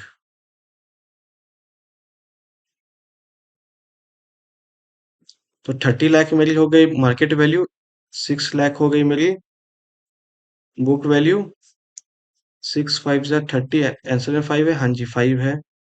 तो ये देखिए, ये मेरा आंसर 5 निकल के आया। ये मेरा करेक्ट आंसर है। बहुत सिंपली मैंने ये इसे सॉल्व किया, आपके सामने मैंने आराम से मैंने बताया, सॉल्व करके आंसर हमारा निकल कर आ गया। 87 पे आते हैं।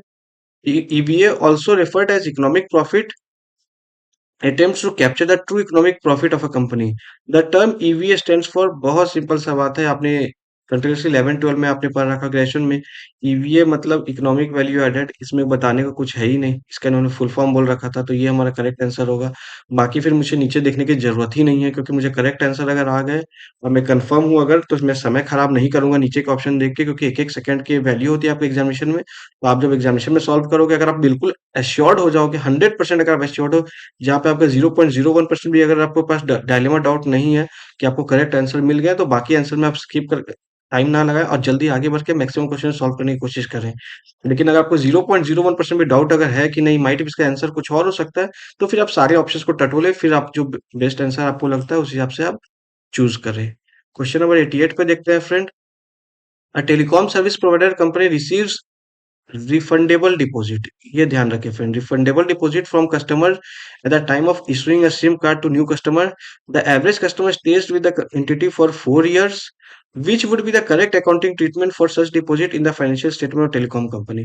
तो ये बोल रहे हैं कि एक टेलीकॉम कंपनी है और वो एक रिफंडेबल डिपॉजिट एक कस्टमर से लेती है, और 4 साल के बाद वो डिपॉजिट को जो है वो कस्टमर को वे लोग जो है लौटा देंगे। अब ये पूछते हैं कि बताइए, क्या वो आपका इनकम है? बिल्कुल नहीं, इनकम तो आपकी है, क्योंकि 4 साल के बाद तो आपको रिटर्न कर देनी है उस कस्टमर को। क्या वो आपके कैपिटल है? क्या वो आपकी पूंजी बन गई? ना जी ना, बिल्कुल भी नहीं, पॉसिबल ही नहीं है। वो तो आपकी कैपिटल है ही नहीं, 4 साल के बाद तो रिफंड कर देनी है। क्या वो आपके एसेट है? एसेट वो कैसे हो सकती है? Assets are the things of value owned.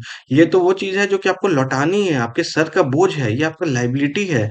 4 साल के बाद आपको कस्टमर को लौटाना पड़ेगा इसे। तो दैट इज योर लाइबिलिटी। तो हमारा correct answer will be option number C. तो बिल्कुल आप हल्का कॉमन सेंस लगाएं और लगा के देखिए, आपका ये आंसर ये भी आपका निकल गया, सिंपली आपका निकल गया। क्वेश्चन नंबर 89 पे आते हैं। In a cash flow statement in direct method, depreciation expense is, ये पूछ रहा डिप्रिसिएशन एक्सपेंस क्या है, वो आपको क्या ट्रीटमेंट करना पड़ेगा। तो डिप्रिसिएशन पे आपको क्या करना पड़ेगा, आप ये देखिए, सपोज ये मेरा एक प्रॉफिट एंड लॉस अकाउंट है, यहाँ पे हम लोग, ये मेरा डेबिट बैलेंस है, ये मेरा क्रेडिट बैलेंस है। तो यहाँ पर फ्रेंड हम लोग डिप्रिसिएशन डालते हैं, अगर आपको ध्यान में अगर होगा कि प्रॉफिट लॉस पर डेबिट करते हैं डिप्रिसिएशन। लेकिन डिप्रिसिएशन क्या एक्चुअल में एक एक्सपेंडिचर एक्सपेंस होती है कंपनी की?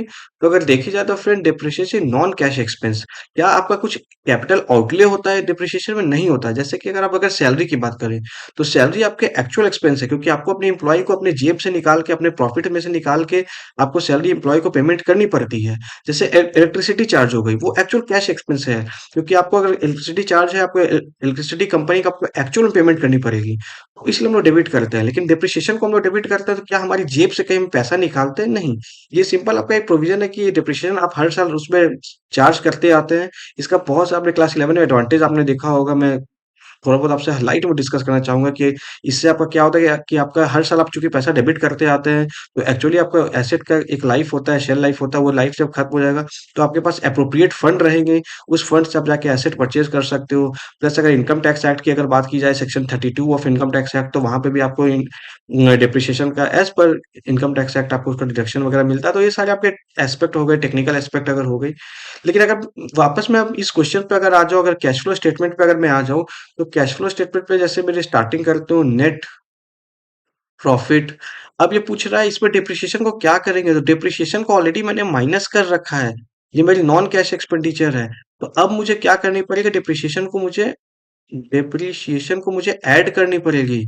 तो यहाँ पे यही चीजें पूछ रहे हैं, तो ये पूछते हैं इसमें हमें क्या, एडेड टू नेट प्रॉफिट। तो आपने जैसे कैश फ्लो स्टेटमेंट आपने बनाया होगा AS3 के हिसाब से, तो ये आपके हो जाएगी एडेड टू आपके नेट प्रॉफिट। अच्छा, आपका एक कैश फ्लो स्टेटमेंट, इसके लिए आपसे पूछ सकते हैं कि आपका इसका रेलिवेंट अकाउंटिंग स्टैंडर्ड क्या है। तो फ्रेंड इसके अकाउंटिंग स्टैंडर्ड 3 है, जो कैश फ्लो स्टेटमेंट से डील करता है। अब AS3 के हिसाब से 3 एक्टिविटी बताई गई है कैश फ्लो स्टेटमेंट की। ये फ्रेंड आप ध्यान रखो कि इसमें एग्जामिनेशन ये भी पूछ सकता है, या तो that could be your operating activity, या फाइनेंसिंग एक्टिविटी, या इन्वेस्टिंग एक्टिविटी। हालांकि क्रोनोलॉजी में 1, 2, 3, तो कैश फ्लो स्टेटमेंट में 3 एक्टिविटी हमें बाइफरकेट करना पड़ता है, उसी हिसाब से हमें कैलकुलेट करना पड़ता है। एग्जामिनेशन हो सकती है ये भी पूछ ले, तो इसे आप ध्यान पे रखिएगा। आते हैं क्वेश्चन नंबर 90 पे। In India under which of the following head income earned by club from letting out of furnished room to its members are chargeable. तो फिर ये पूछ रहे हैं कि क्लब अपने मेंबर्स को अगर अपने रूम अगर लेट आउट कर रहे हैं तो कौन से हेड पे चार्ज होंगे? तो friends that would be chargeable under the head income from other source. तो ये आपके इनकम फ्रॉम अदर सोर्स में हो जाएगा। हालाँकि फ्रेंड अगर ये क्वेश्चन को मैं अगर मैं थोड़ा और ट्विस्ट कर देता और मैं बोलता कि अपने यही सेम रूम जो है, ये रूम अगर ये नॉन मेंबर्स को दे रहे हैं, किसी आउटसाइडर को अगर दे रहे हैं, तो उस केस में कहाँ पे चार्जेबल होगी? तो उस केस में आंसर हमारा होता है income from business and profession. तो आप देखिए फ्रेंड, कांसेप्ट की बस बात है। आप देखिए क्वेश्चन सेम है बट कैसे इसका आंसर चेंज हो गया, क्योंकि हमें ये रट्टाफिकेशन नहीं करना, हमें कांसेप्ट को समझना है। तो ये फ्रेंड आपके मेंबर से जो हुई वो तो हमें अदर सोर्स पे हो गई, लेकिन अगर आपके नॉन मेंबर्स हैं तो वो उनका बिजनेस का रिकरिंग इन नेचर, उनका बिजनेस एक्टिविटी है। क्लब जो है, क्लब आपने देखा होगा बहुत सारे क्लब होती है, जिमखाना क्लब वगैरह। तो उसमें आपने देखा होगा कि आपको अगर बर्थडे पार्टी करनी है, शादी वगैरह करनी है, आप मेंबर नहीं हो, आप जाते हो वहां पर, और वहां पर जाके आप वहां पर उनके आप पेमेंट करते हो, उनके जो भी चार्जेस वगैरह उनके हैं, उन्हें जाके आप पेमेंट करते हो, फिर आपको वो क्लब आपको दे देते हैं। तो उस केस में आप अगर नॉन मेंबर हो तो आपके बिजनेस प्रोफेशन में होगी, लेकिन हमारे क्वेश्चन के हिसाब से इन्होंने पूछ रखा मेंबर को आपको कौन से हेड में आप करोगे, तो मेंबर्स को तो आप इनकम फ्रॉम अदर सोर्स में आप इनकी टैक्सेबिलिटी बनेगी। इसमें फ्रेंड आप ध्यान रखो कि इनकम जो है आपकी as per income tax act 5 head में आपकी डिवाइडेड होती है। इनकम फ्रॉम सैलरी, ये मुझे आपने ग्रेजुएशन में आपने कर रखा है, income from salary, income from house property, profits and gains of business and profession, capital gain और इनकम फ्रॉम अदर सोर्सेज। तो उसी में से इनकम फ्रॉम अदर सोर्सेज ये फिफ्थ हेड ऑफ इनकम है, तो उसमें आपकी टैक्सेबल हो जाएगी। अगर क्वेश्चन नंबर 91 पे आता है friends, in ratio analysis capital employed is calculated as. तो इन्होंने बोल रखा है कि रेशियो एनालिसिस में कैपिटल कैपिटल एम्प्लॉयड कैसे निकालते हैं? तो कैपिटल एम्प्लॉयड तो हम निकाल सकते हैं total asset minus current liability. तो टोटल एसेट में करेंट लायबिलिटी अगर हम माइनस करते हैं तो हमारा कैपिटल एम्प्लॉयड निकलता है। अगर इससे अल्टरनेटिवली अगर दूसरा फॉर्मूला भी यूज होता है, अब मैं अल्टरनेटिवली बता रहा। अल्टरनेटिवली अल्टरनेटिवली हम कैपिटल एम्प्लॉयड और कैसे निकाल सकते हैं? अल्टरनेटिवली हम निकाल सकते हैं share holders fund plus non current liabilities. तो जैसे आप एनालाइज करो फ्रेंड, एक मैंने ये देखो, मैंने एक ये ले लिया यहाँ पे एक बैलेंस शीट, ठीक है। अभी इस क्वेश्चन के हिसाब से इन्होंने कैपिटल एम्प्लॉयड क्या बोला? इन्होंने बोला टोटल एसेट और करेंट लाइबिलिटी, इन दोनों को अगर हम माइनस कर देते हैं, टोटल एसेट में तो पूरा नीचे तक है और यहाँ करंट लायबिलिटी, यानी अब इतना दूर जो बच गया यही मेरा कैपिटल एम्प्लॉयड होगा। इसमें क्या आ जाएगा? इसमें मेरा शेयर कैपिटल आ जाएगा, इसमें मेरा रिजर्व्स एंड सरप्लस आ जाएगा, और साथ ही साथ इसमें मेरा लॉन्ग टर्म कुछ लायबिलिटी अगर है, यानी नॉन करंट लायबिलिटी जिसे कहा जाता है, वो है, वो भी आ जाएगा। तो यानी ये इस पोर्शन की बात करें, यही मेरा कैपिटल एम्प्लॉयड है। तो ये मेरा आंसर हो गया। तो इसमें इन्होंने बोला ये हमारा इसके हिसाब से total asset minus current liability है। अगर ये ना बोल के अगर हमें कोई दूसरा फॉर्मूला अगर यूज करता है तो वहां पे भी हमारा आंसर सेम होता। मैं आपको अल्टरनेटिवली बता रहा हूँ कि अगर share capital plus reserve surplus plus long term loans, तो शेयर कैपिटल में भी अगर आप बात करें, शेयर में इक्विटी भी कैपिटल भी आ जाता है, प्रेफरेंस भी आ जाता है, प्लस रिजर्व में सरप्लस आ जाता है, प्लस लॉन्ग टर्म लोन आता है। तो ऐसे आपका कैपिटल एम्प्लॉयड निकलता है। तो चाहे आपका आंसर में इस क्वेश्चन के हिसाब से आपका आंसर डी है, अगर ऐसे ना देके अल्टरनेटिवली अगर आपको ऑप्शन में अगर ये भी अगर दिया रहता तो आप इसी इसी को आप सेलेक्ट करते, यही आपका करेक्ट आंसर होता। तो फ्रेंड मैं अल्टरनेटिवली मैंने आपको बता दिया कि और किस प्रकार का क्वेश्चन बन सकता है। क्वेश्चन नंबर 92 पे हम लोग आते हैं।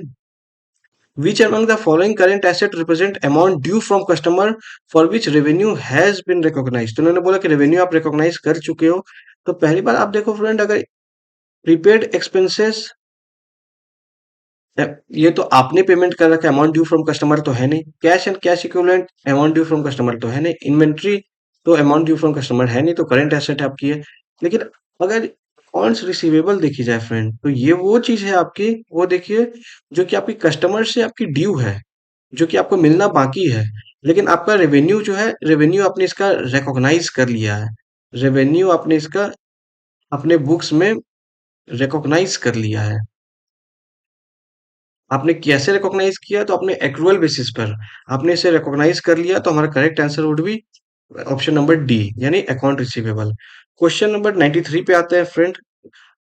Calculate the net profit of firm from the following data.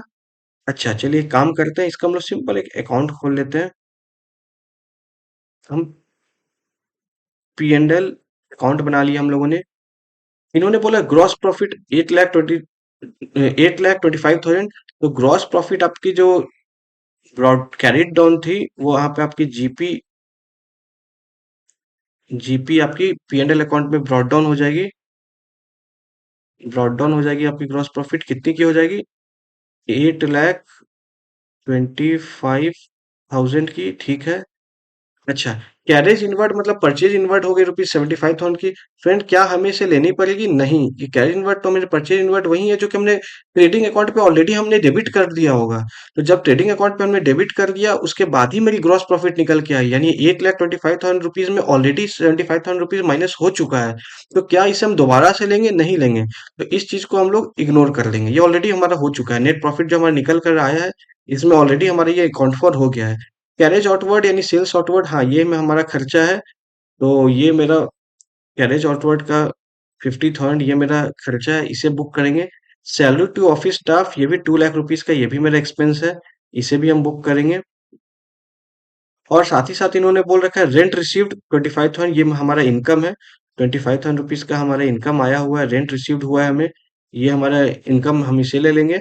और अदर एक्सपेंसेस ₹1,25,000 का, 1,25,000 का इन्होंने अदर एक्सपेंस बोल रखा है, तो इसे हम ले लेंगे। तो अब जो निकल कर आएगी फ्रेंड्स, अब इसे हम कैलकुलेट कर लेते हैं, हमारा टोटल देख लेते हैं credit side P and L पे कितनी आ रही है। तो 8,25,000 plus 25,000 that is equals to 8,50,000 rupees हमारी टोटल हो रही है। 8,50,000, 8,50,000 इसमें माइनस कर लेते हैं हम 50,000, minus 2 lakh, minus 1,25,000 that is equals to 4,75,000। क्या ये हमारा ऑप्शन में? हाँ जी है, ऑप्शन नंबर डी देखिए, 4,75,000। तो हमारा 4,75,000 हमारा नेट प्रॉफिट आ रहा है। तो ये हमारा जो है आंसर निकल गया, यानी ऑप्शन नंबर डी हमारा करेक्ट आंसर है। फ्रेंड्स सिंपल, मैंने अपना एक पी एंड एल अकाउंट खोल लिया जो हम क्लास 11 में हम लोग किया करते थे, 11 12 में, और वहां से हमारा आंसर जो है निकल कर आ गया। क्वेश्चन नंबर 94 पे आते हैं फ्रेंड्स। इसमें इन्होंने क्या पूछ रखा है? If a trader had 14,000 units of opening stock of finished good, 5,500 units finished goods purchase, ठीक, परचेज 55,000 यूनिट्स हो गया, लॉस्ट 5,000 हो गया, और सोल्ड 25,000 हो गया, और 7,200 उन्होंने पर्सनल पर्पज के लिए ले लिया। How many units of closing stock of finished good will be in profit and loss statement? एक काम करते हैं हम लोग, इसका एक स्टॉक अकाउंट खोल लेते हैं। Stock account, friends stock account का कौन सा बैलेंस होगा? क्वाइट ऑब्वियस सी बात है, स्टॉक अकाउंट का डेबिट बैलेंस होगा। ठीक है, तो स्टॉक आपने, स्टॉक आपका क्लोजिंग स्टॉक कहाँ पर रहता है? तो स्टॉक अगर आप देखोगे तो क्लोजिंग स्टॉक आपका जो डेबिट बैलेंस का होता है वो आपका रहता है बैलेंस शीट के एसेट साइड में रहता है, स्टॉक का हमेशा डेबिट बैलेंस होता है। तो इसमें देखते if A trader 14 units opening stock, यानी इनका ओपनिंग स्टॉक, तो ओपनिंग स्टॉक इनका 1400 यूनिट्स है, ठीक है। और परचेज, अगर ये परचेज करेंगे 55,000, तो मेरा और स्टॉक मेरा बढ़ जाएगा, यानी और डेबिट हो जाएगा। 5,000 यूनिट्स थेफ्ट, यानी 5,000 इनकी चोरी हो गई, उतना स्टॉक मेरा घट गया। 25,000 यूनिट सोल्ड, यानी 25,000 यूनिट सोल्ड करेंगे, जैसे सेल होगा तो मेरा स्टॉक घट जाएगा 25,000 यूनिट से। एंड टू 7,200 फिनिश, और 7,200 उन्होंने पर्सनल पर्पज के लिए ले लिया, यानी इससे भी मेरा स्टॉक घट जाएगा। यानी अब जो मेरा निकल कर आता है फ्रेंड्स, वही मेरा आंसर हो जाएगा। आइए हम देखते हैं टोटल कितना हमारा निकल कर आ रहा है।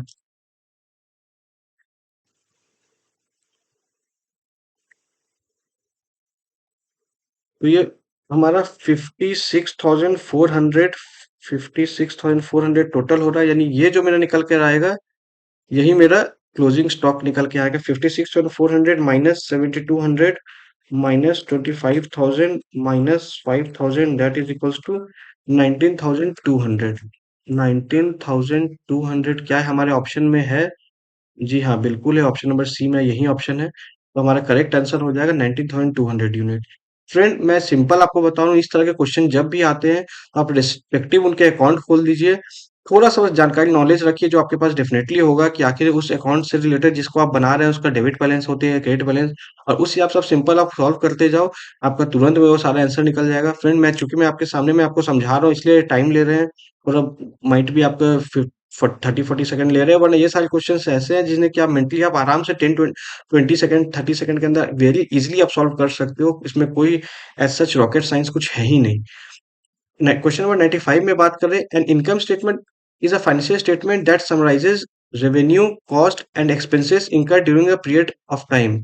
Income statement is also known as, ये पूछ रहे हैं तो इनकम स्टेटमेंट को हम लोग और किस नाम से जाना करते हैं, इनकम स्टेटमेंट को हम लोग प्रॉफिट एंड लॉस स्टेटमेंट के नाम से भी जाना करते हैं। हमारा स्टेटमेंट ये हो जाएगा, अगर देखोगे शेड्यूल 3 ऑफ कंपनीज एक्ट 2013, अगर आप किसी कंपनी वगैरह का अगर आप देखोगे अगर इनकम स्टेटमेंट को, तो उसको वे लोग बोलते हैं, अगर करेंटली देखेंगे जिसे हम लोग पहले प्रॉफिट एंड लॉस अकाउंट बोला करते थे, उसे लोग अब बोला करते हैं statement of profit and loss, SPL. तो अगर ऑप्शन में प्रॉफिट एंड लॉस स्टेटमेंट था तो भी ये करेक्ट था, अगर ये यूज ना करके statement of profit and loss use करता तो भी वो करेक्ट था, ये दोनों ऑप्शंस आपके लिए करेक्ट थे। आइए फिर क्वेश्चन नंबर 96 पे आते हैं, बिल्कुल अब ये खत्म होने वाला है, लेकिन आप इसके साथ हम हमारे साथ बने रहें और देखते रहें कैसे क्या सॉल्व की जा रही है। क्वेश्चन नंबर 96 में, according to ministry of corporate affair under accounting record and accounting standard, companies of India are mandated to prepare the statement of profit and loss in conformity with क्या। तो आप ये देखिए, जो आपने जो जो अकाउंट्स आपने बना रखा है, आपने क्लास 11 में पढ़ रखा होगा, वो अकाउंट्स आपके एक्चुअल कंसेप्ट पे बनने चाहिए। फ्रेंड हमारा एएस 1 क्या कहता है, एएस 1 होता है डिस्क्लोजर ऑफ अकाउंटिंग पॉलिसीज। तो जो अकाउंटिंग स्टैंडर्ड 1 है वो डिस्क्लोजर ऑफ अकाउंटिंग पॉलिसीज से डील करता है, और वो बताता है एएस 1 की आप जब अकाउंट्स आप बना रहे हो किसी भी ऑर्गेनाइजेशन का, कंपनी का, तो वहां पे आपका 3 अकाउंटिंग एजम्पशंस होती है, और ये आपने क्लास 11 में ही पढ़ रखा होगा, 3 अकाउंटिंग एजम्पशंस। तो ये माना जाता है कि आपने जब अकाउंट्स बनाए तो आपने उन 3 अकाउंटिंग एग्जाम्पशंस को आपने फॉलो किया है। पहला क्या है, गोइंग कंसर्न, गोइंग कंसर्न की बात करें, इनके एक स्टैंडर्ड ऑन ऑडिटिंग हुआ करती है, सिर्फ आपके नॉलेज के लिए कुछ एग्जाम में पूछ भी लेते हैं, इसमें एस ए 570 जो आपके गोइंग कंसर्न से डील करती है। एनीवेज आप अभी के लिए आप इतना से समझिए से गोइंग कंसर्न। दूसरी होती है कंसिस्टेंसी, कंसिस्टेंसी, और तीसरी होती है एक्रूअल। तो ये आपकी बेसिक फंडामेंटल अकाउंटिंग एजम्पशन है कि आपने जो बुक्स ऑफ अकाउंट्स बनाए हैं तो आपने कंप्लाई किया इन अकाउंटिंग एजम्पशन की। तो हमारे क्वेश्चन के हिसाब से इन्होंने बोल रखा है कि वो कौन से एजम्पशन जो कि आपने अप्लाई कर रखा है जो एजम्पशन किया जाएगा, तो हमारे में जो आंसर आ रही है वो ना तो इसमें गोइंग कंसर्न इन्होंने दे रखा है, ना कंसिस्टेंसी दे रखा है, लेकिन एक्रूअल इन्होंने दे रखा है, तो ऑप्शन हमारी ऑप्शन नंबर सी हो जाएगी।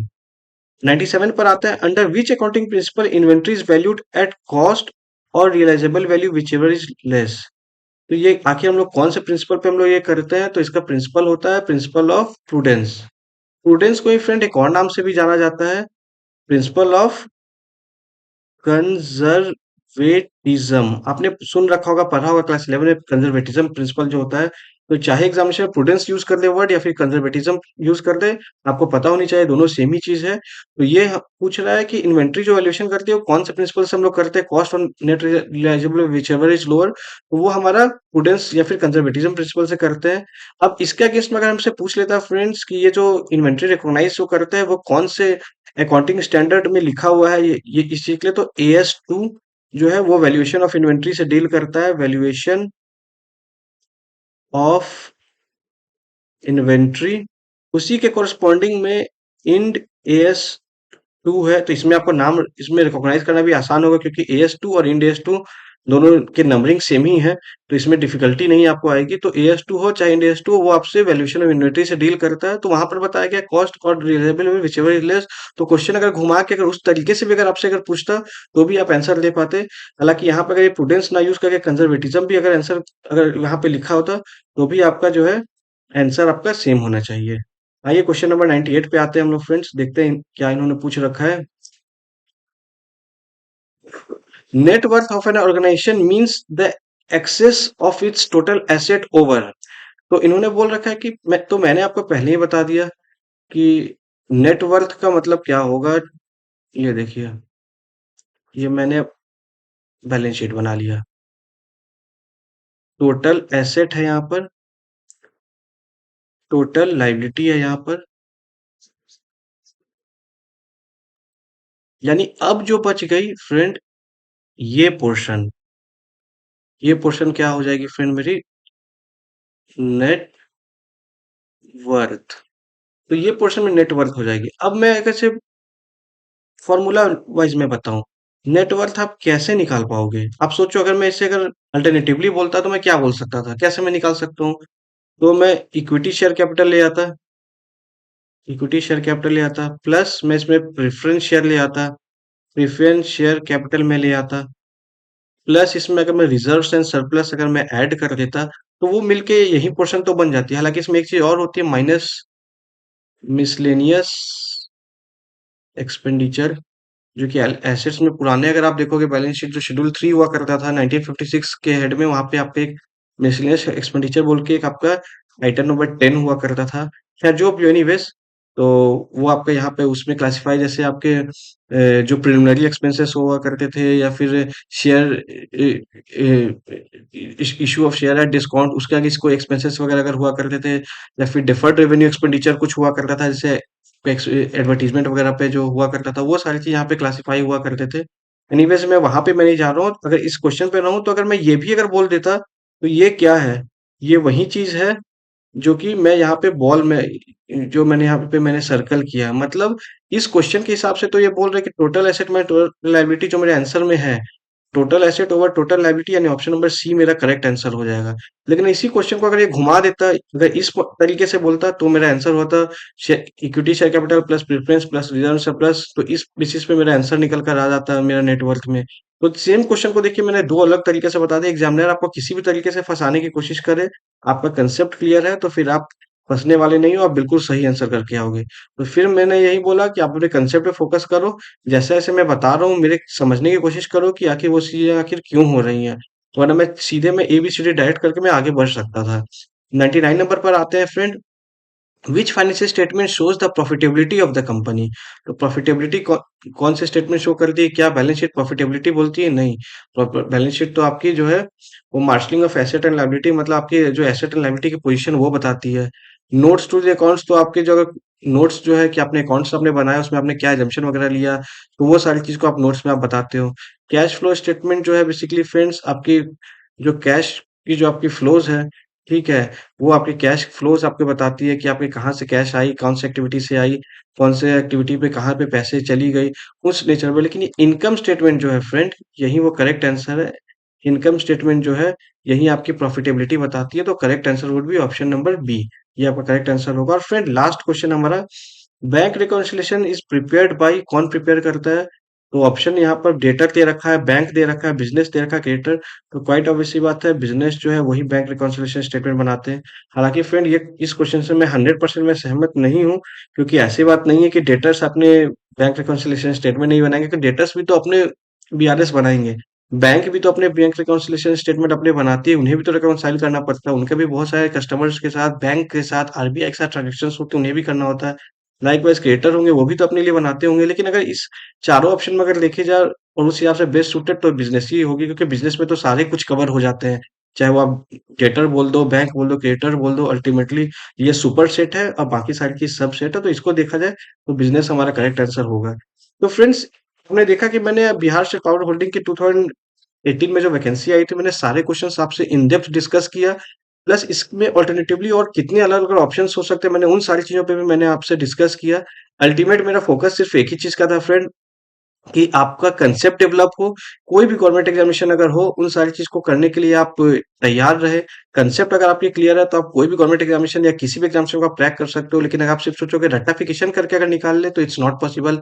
आपने देखा मैंने बिल्कुल सिंपल वे में जहाँ पे मैंने ज़्यादा दिमाग मैंने लगाया नहीं, मैं सिंपल एक रिस्पेक्टिव मैंने अकाउंट खोल दिया और जहाँ-जहाँ बैलेंस पुट आउट होते, मैंने वैसे करके मैंने को सॉल्व करने की कोशिश की और सारे आंसर बिल्कुल करेक्ट निकल के आ गए। तो फिर मैं वही बात बोलूँगा कि जहाँ पर आपकी सुई से काम चल जाए, वहाँ तलवार उठाने की ज़रूरत नहीं है। जहाँ पे बिल्कुल सिम्प्लिफाइड वे में अगर आपकी अगर कोई चीज़ सॉल्व हो सकती है, वहाँ ज़्यादा कॉम्प्लेक्स करना नहीं है। क्योंकि एक प्रोवर्ब भी यूज़ होता है, too much of analysis leads to paralysis. तो हमें बिल्कुल सिंपल रखना है गवर्नमेंट एग्ज़ामिनेशन में। आप सारे जितने पास्ट ईयर क्वेश्चन वो सारी चीज़ सॉल्व करें, लेकिन कंसेप्चुअली आप समझें। सिर्फ़ ये नहीं देखें कि क्वेश्चन देख लिया और उसका आंसर लिख लिया। उससे आपका कभी भी ना एग्ज़ामिनेशन क्लियर होगा, ना कंसेप्ट क्लियर होगा। आप खुद अपने हाथ से सॉल्व करें, दिमाग लगाएँ, देखिए और फिर आप देखोगे कि आप मैक्सिमम धीरे-धीरे आपका सारा कंसेप्ट क्लियर होगा, आप सारा कुछ आपका आंसर वगैरह आपका निकलने लगेगा। गवर्नमेंट एग्ज़ामिनेशन आपकी बिल्कुल एक यूँ चुटकियों में आपकी सारी गवर्नमेंट एग्ज़ामिनेशन निकलने लगेगी। मैंने भी बहुत सारी गवर्नमेंट एग्ज़ामिनेशन फ्रेंड्स पास्ट में निकाला है। बिल्कुल जैसे मैंने आपको दिखाया, बिल्कुल सिम्प्लिफाइड कंसेप्ट करके मैंने निकाला और सारे एग्ज़ामिनेशन वगैरह निकल भी जाया करते थे। तो फ्रेंड्स और अगर आपको एक और बात, अगर आपको अगर इस क्वेश्चन की अगर आपको अगर पीडीएफ चाहिए, तो फ्रेंड्स इस वीडियो के डिस्क्रिप्शन में अपना आप ईमेल आईडी आप डाल दें। आपकी ईमेल आईडी पे पर्सनली मैं भेज दूँगा, आपके इस क्वेश्चन पेपर जो है उसे भेज दूँगा। आप उसे उससे आप वहाँ पे जाके आप सॉल्व कर सकते हो। फ्रेंड्स ये सिर्फ़ ना आपकी Bihar state power holding company limited में आपकी यूज़ होगी, बल्कि कोई भी फाइनेंस रिलेटेड गवर्नमेंट एग्ज़ामिनेशन है, उन सारी चीज़ के लिए आप इस ये तरीका आप सॉल्व कर सकते हो। जैसे मैंने किया, आपकी नॉलेज एनहांस होगी, आपको बहुत कुछ सीखने को मिलेगा। So friends, this is all government job updates as of now. Very soon I'll come up with updates on another government job vacancies. Till then, take care and subscribe our channel. Thank you.